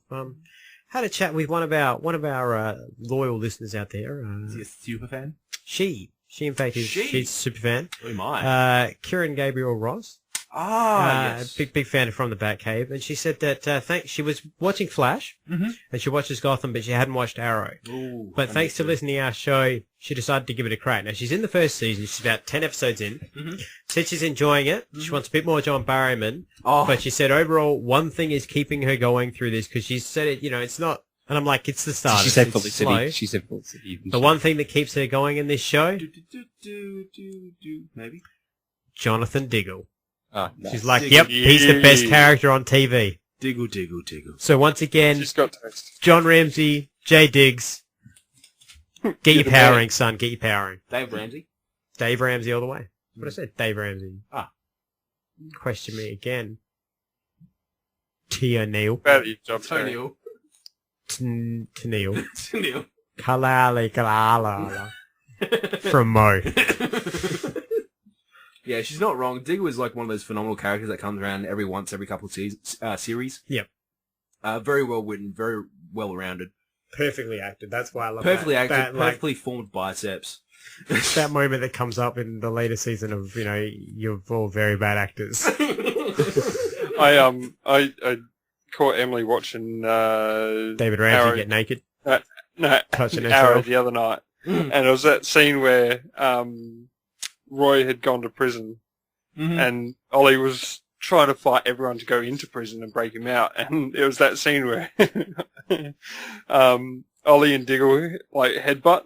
Yeah. It's just like that, man, I know what you're going through, man, but man, listen to me, man. You can't do this, man. You just have to trust us, man. I told you, I've cracked it. Once again, I've cracked the code on John Diggle's speech. Man. He's just a fantastic character, and he's enjoyable to watch. He doesn't need to really develop this character. The character doesn't need to develop. No. It's basically just leave it, just give it a powering, done. Exactly. Yeah, it's done. Just develop him a suit and his own fucking show. Put him and Ray on their own show. Shut up and take my money. Thursday nights on the CW. I don't know if I could watch him as a full show for a main character. Well, I like him as he's solid. Stop talking. Shut your mouth, Wing Chun. I don't need for life. He's a nice. Yeah, see, there you go. See, that's what happens. He's a nice cornerstone of that series. I couldn't watch him as a whole main character. I don't think that's okay. He's very good. He's a very strong supporting role. Okay, I guess I can kind of see where you're coming from. All right, so what's your letter for this week, Badge? Well, with last week's question bombing out, I think it was too surreal. Badger the Badger. Yeah. I think too eclectic. Yeah, too eclectic. I wax too much poetic, too much wax. So I had someone write in and said, look, keep it simple. Be honest, keep it simple. And they posed a question to us. We can marinate it over a week if we want. Let's marinate it. We'll marinate and answer it next week. Yeah. Okay, so here's the question they proposed. My man Jose wrote in. Jose said, Bangaho? Yeah. From Spain. Yes. He said, look, everyone loves the top billers, like in Captain America, your Batman, Superman, all those guys. What is the one character that's appeared in a movie, superhero movie, that's not necessarily a superhero, it's more of a supporting role, that sort of stayed with you? John Diggle. Movie. Does it include animated movies? Yes, it includes animated movies that... Can it include movies that should happen? No. John Diggle. The movie. Diggle. I thought you were going to say 16 Hawkeye parts. for a second. Sorry, what? I thought Adam was going to say Hawkeye then. Oh, So yeah, he certainly has stuck with Adam. I know you love Jeremy. So essentially, the question is, what is the one character that's popped up? And I'll give you an example for mine because I got mine a couple of days ago. Got it like a day or two ago. All right. So my answer to that is the Austrian scientist that made Captain America. He's like that sort of character for me. Actually, really stuck with me. Just Played by the delightful Stanley Tucci. yeah, he's phenomenal. So good. So good. So yeah, do you have surgery in the morning? I can drink what I want. Had too much schnapps. So for my example, that's sort of like the example of the answer that he wanted. Yep. So yeah, so just marinate over that for a week and Now, see what we get can we back. just get what was last week's question? Last week's question is in one sentence. What would you change about this current season or the season that just finished of Gotham, Flash, and Arrow? In one sentence, would you change about it to lead on for next season being an Emmy Award winning season? Okay, I still have an answer to that. You don't? I do. Okay. You could not kill off Felicity. Yep. You could not kill end Olicity. You could not... Oh, sorry. You couldn't kill off Olicity. You could not bring Eddie back from the dead. And you could not bring Fish back from her cryo sleep because we don't know if she's dead or not. Okay, have you guys got answers? No. Yeah, I've got one. Okay, what do you got, Matt? Flash not only goes back through time, goes to a different dimension where Elicity never existed. Problem solved. Loophole. He's loopholed me. He's red paradox- taped he's me. paradoxed I you. like He's it. paradoxed me. That's Did fair. you have an answer yourself? Yeah, I did. I wouldn't necessarily kill off Felicity. Just hear me Here out. we go. But I revert Felicity back to like the season 1 Felicity. That's the thing. That's what my partner actually asked me what upsets me so much about Felicity and why we're always crapping on about it. It's because they changed a very strong female supporting character. I need She a went man backwards. to make me happy. Yeah. I listen to Destiny's Child music. Yeah, basically. So Olicity is fine by me because I know it's a temporary thing. We all know where it's going. Down the toilet. But I would have Felicity revert back to that strong, tech-savvy, dorky, adorable double entendre. Should I just caught myself saying it? That's the sort of, I loved that Felicity. Yeah. And now I'm left with someone who'd appear on Jerry Springer because she got knocked up by Ray instead of Steve. You've been left with her, like, moulded pad. Basically, she is an empty shell of a character. To be honest, she is a completely empty shell of a character, and it pisses me off. Yep. All right, my answer. You ready? Yep. Because I could make any show Emmy Award winning, right? Gotham, Flash, or Yep. Arrow. Yep. You can say Move Diggle Ray gets to a ring. Flash. That's happening anyway. Move Ray to Flash. What now? Just move Ray to Flash. All right, done. I guarantee you put Cisco and Ray in the same room, you win an Emmy. Move Ray to Flash. Cool. If my microphones weren't attached to mic stands, I would drop it right now because I won. Wait. Again. So since we're giving out awards and we don't have awards to give to anybody, I'm going to go with I won. So the prize this week goes to me. I want to enter a segue in regard to awards. We don't Prizes. have a mechanical walking device here for you to get on. Or it's not rated for my weight, is that what you're saying? Hey, I'm not allowed to make those jokes in the show, man. That's right, I am, though. I'm allowed to make the fun out of myself. What I'm trying to do, to our 50-odd listeners that are listening, we are in the process of moving to Twitch stream. Yeah. So it's a very exciting time. So what I am actually attempting... What a time to be alive. Well, it is for our listeners because hopefully if they start listening to our... Smooth. listening to our podcast and answering our questions, I'm hoping we can start giving away some prizes. Some nifty little door prizes. Yes. Well, it's like your nail If your- clippings if that you your chewed question off or between your Australia, answer- and like little droplets of Adam's blood that have come off the microphone when he's beating his head against it. No. That's Well, the thing? what I'm in the process, I'm in negotiations. I want to get to anyone too excited to give away PopCap figures associated with our movie of the week or TV. So we're looking into that. That's the hope, anyway. That's the hope. That's the hope. We want to give something back to the listeners and people who write in. We actually love fan feedback. And how can they write in, Braden? They could email us at fromthebatcave.podcast@gmail.com or contact us on Facebook at facebook.com/fromthebatcave or even Twitter at twitter.com/fromthebatcave. That's right, they could. So I have a question to the badge. Mm-hmm. How can you promise giving away prizes? I'm when in you're negotiations. I've told you that. You like the sponge mark too. Wow, it just got real in here. It just got seriously real in here. And speaking of getting real, Braden, do you have email? I do. I got a bit of hate mail this week. What? What? Yeah, a bit of Nobody hate mail. hates you. You're the dad knight. Dirty 30, we get some hate. I thought about getting offended, and then I read this mail. What happened? So there's another Facebook page called DC TV Universe. Share a lot of things, and they share our dislike for Ezra fucking Miller. Oh, Ezra fucking Miller. don't. Ezra I can fucking- feel my heartbeat and my blood pressure going up, man. Those nips are twisting. It's, Crap! Not this again! we have not visited this since, like, episode 12. Yes. So it was about episode 12, I think, because they made a post saying that they didn't like Ezra Miller and were asking other people's opinions. So I thought, I'll just post our episode where we voiced our opinions on Ezra fucking Miller. That's a great episode as well. Yeah, it was a good episode. You can find that on youtube.com/frombatcave. You can. You can also find it on iTunes. And do you know, if you like our episodes, if you leave a rating and a review, we actually then know who's listened and how many listeners we get. And that actually helps us when it comes to being able to give out prizes and get sponsorship and things like that. So if it takes maybe 30 seconds, but if you guys like our episodes, just give them a quick rating. Helps us, helps you. To quote Jerry Maguire, help me, help you. Continue on, Bray. So this fella I received an email from, we're going to call him Esbro Miller. Esbro Miller. And his letter says, "Shut the fuck up, asshole. You're complaining about Ezra Miller as the Flash, but remember, everyone hated Ben Affleck and Gal Gadot as Batman and Wonder Woman. Everyone But did. as soon- Everyone. Everyone. Everyone. Everyone. Everyone. Everyone hated Everyone.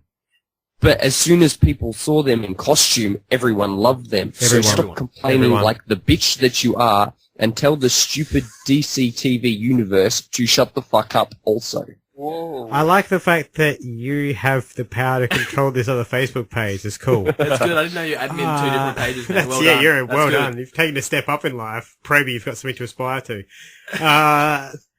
This is incredible. Actually, can we get the probies? Because we are Skyping each other. Let's not pretend our listeners are dumb. Matt's facial expression during the reading of that finely crafted piece of literature. What are your thoughts on that, Matt? Well, it sounds like an argument coming from someone that's opinionated and not educated. Well, I don't actually have the option to reply back to this person, so I'm thinking that they did that deliberately. Well, why do they need your opinion? This is the only one that matters. I at least let you guys talk your opinion. I mean, the shit, but I let you talk. Everyone said Ben Affleck was shit. Yeah, that's what gets in my crows. Everyone. Yeah, I got two things to take with that. Firstly, not everyone said Ben Affleck was shit. This guy was on Ben Affleck train before there even was Ben Affleck as Batman. I was like, Ben Affleck should be Batman. Since 2003, I've been saying Ben Affleck should be Batman. See, I jumped on that train probably about 4 months ago, I reckon. Yeah, see, we're not. Here's the other thing. I saw Gal Gadot out of the costume. Same. I saw Gal Gadot in the costume. Here's what I have to say about that. Didn't like it. She looks like shit. Skinny ass bitch playing Wonder Woman makes no fucking sense. It's not what an Amazonian looks like. Fuck off. So, not everyone saw them in costume and thought it was good. You illiterate Ezra Miller. Hey, Ezra, how about you put your collar down and shut the fuck up? Because you're the type of guy that went into a store and you bought yourself a polo shirt, but the collar was stitched down, so you returned it because you're like, this is fucking defective, brah. The fucking collar doesn't pop, eh, brah? How am I supposed to fucking pop my collar when I'm lifting at the gym and looking swell, brah? I believe the term is swole. Don't fucking correct me, brah. I fucking know how to speak, you fucking dickhead. And tell the DC Universe to fucking dumb. Because that's what your fans want. They want you to, like, abuse them, apparently. This is not our fan. Yeah, not our I fans. think what he's saying is Not our fans. Like, Well, fan I'm of being DC sarcastic. universe. Oh, yeah. I'm with you. The guy's being a massive douchehole. Yeah. Yeah. Well, no, but the He's thing got- is, he didn't even do it on a public forum. He sent Braden a private message. Sent me a private It was like, message on my "Fuck private you." Facebook. So that's personally attacking the Justice League. I know, right? He doesn't know what he's got into, obviously. What a 2 more fucking weeks to the idiot. gym. That's true. We've been meant to get around that for the last couple of months, but 2 more weeks to the gym. Well, I'm waiting for those free memberships to start up. But it's winter, man. Who wants to train in the winter? Yeah, it's true. It's cold. It's not even festival season, so what, you know, It's not pilot season, so I'm not going to get in shape, ready to just to sit on the bench. no, Come right. on, you know what I mean? So, I mean, I think that's quite interesting. What I also add is you don't have the option to reply to him because he inboxed you, not the page. Is that correct? That's correct. Yeah, I love the So fact. he's- I hope he's gone to every single person who commented, just copy and pasted that to every single person So who essentially posted what he's something. done, he's Carl Campbelled you. Yeah. What? What, you Douche. just named somebody who only 3 people in the universe might know. And Just saying. we get the reference. Inside terms. Inside terminology.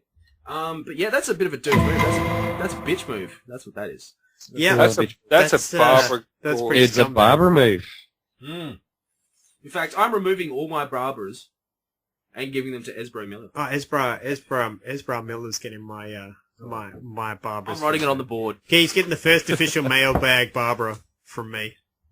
Yeah. That's fair. Yep. Late jumping on that. I'm not even going to make fun of you for late jumping on that. What a I nut. wouldn't even make fun of Matt for late jumping on that. Well, have we got anything else we'd like to discuss this week, gentlemen? Nothing. Well Oh, said. rising You're all hatred for you. absolute fucking poet laureates, aren't you? Yes. Okay. Well, I guess that brings us to the end of this episode, but very importantly, I don't know if I've had a chance to say this or not. So, Matt, I just want to let you know I'm very glad that you're back. So, welcome back.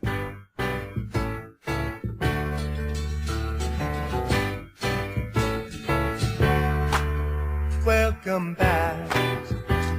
Your dreams were your ticket out. But seriously, welcome back. I don't know if sincerely, Matt. Sincerely. Welcome back. Sincerely. Sincerely.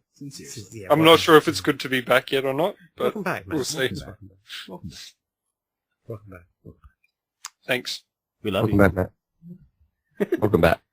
From batcave.podcast@gmail.com. And if you'd like to send salutations welcoming Matt back from his journey, you can do that at facebook.com/fromthebatcave, twitter.com/frombatcave, or even make comments on our YouTube page, youtube.com/fromthebatcave. Until next week, I have been your host, and the one with the correct opinions about all things Daredevil, Red Thunder, Adam Gerard. And joining me in my correct opinions on things Daredevil has been Honey Badger Terry O'Neill. Marry me, Gal Gadot. And on the other side of the fence, dumbass land and people whose opinions should be completely disregarded because they're dumb, we have the Dad Nut Braden Ahern. Justice is as blind as Adam. And obviously his opinion was going to be shit because he's a dumbass probie, Matt the Probie Richards. Yep. More of that DVD just got broken. And until next week, when we go over more of Netflix's Daredevil, but back to DC Universe for the film, Oh yeah. we'll see you then. We're glad you're back. I don't know if you know Yeah, that. Matt, sincerely. Sincerely, Matt. Welcome back. Your dreams you kicked out. Your dreams were your ticket out. Really though, welcome back. Welcome back.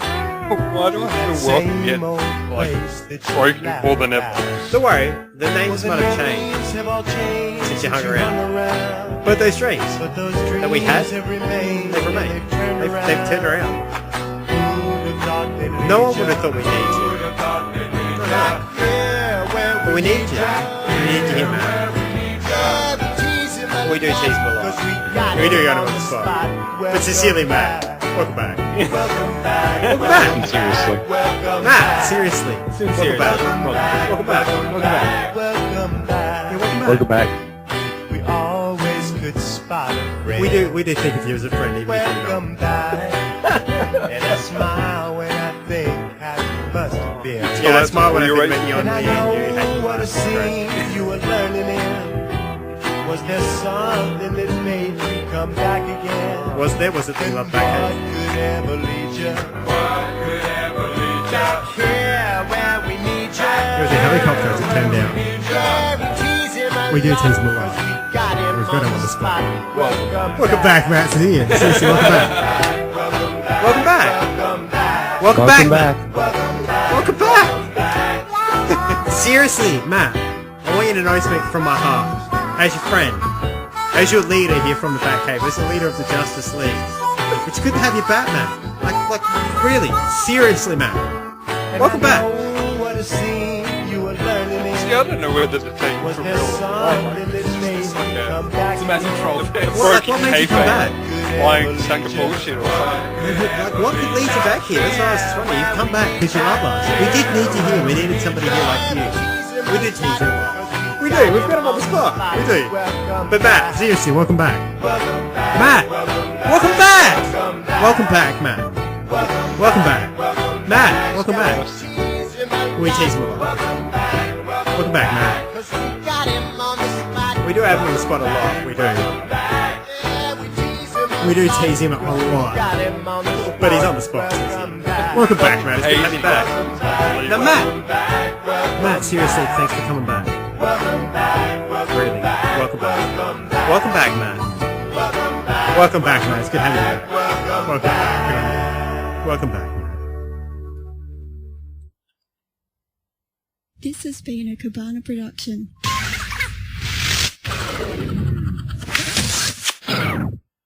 You're such a faggot. That's it. That's it. Bang it. And gotcha. That was your Wolverine Cyclops moment right there. You're a dick. Yeah. I think my favourite part of that is the fact that Cyclops finally admits that he's a dick. He's a dick, yeah. Like, yeah, I'm a dick. That's fair.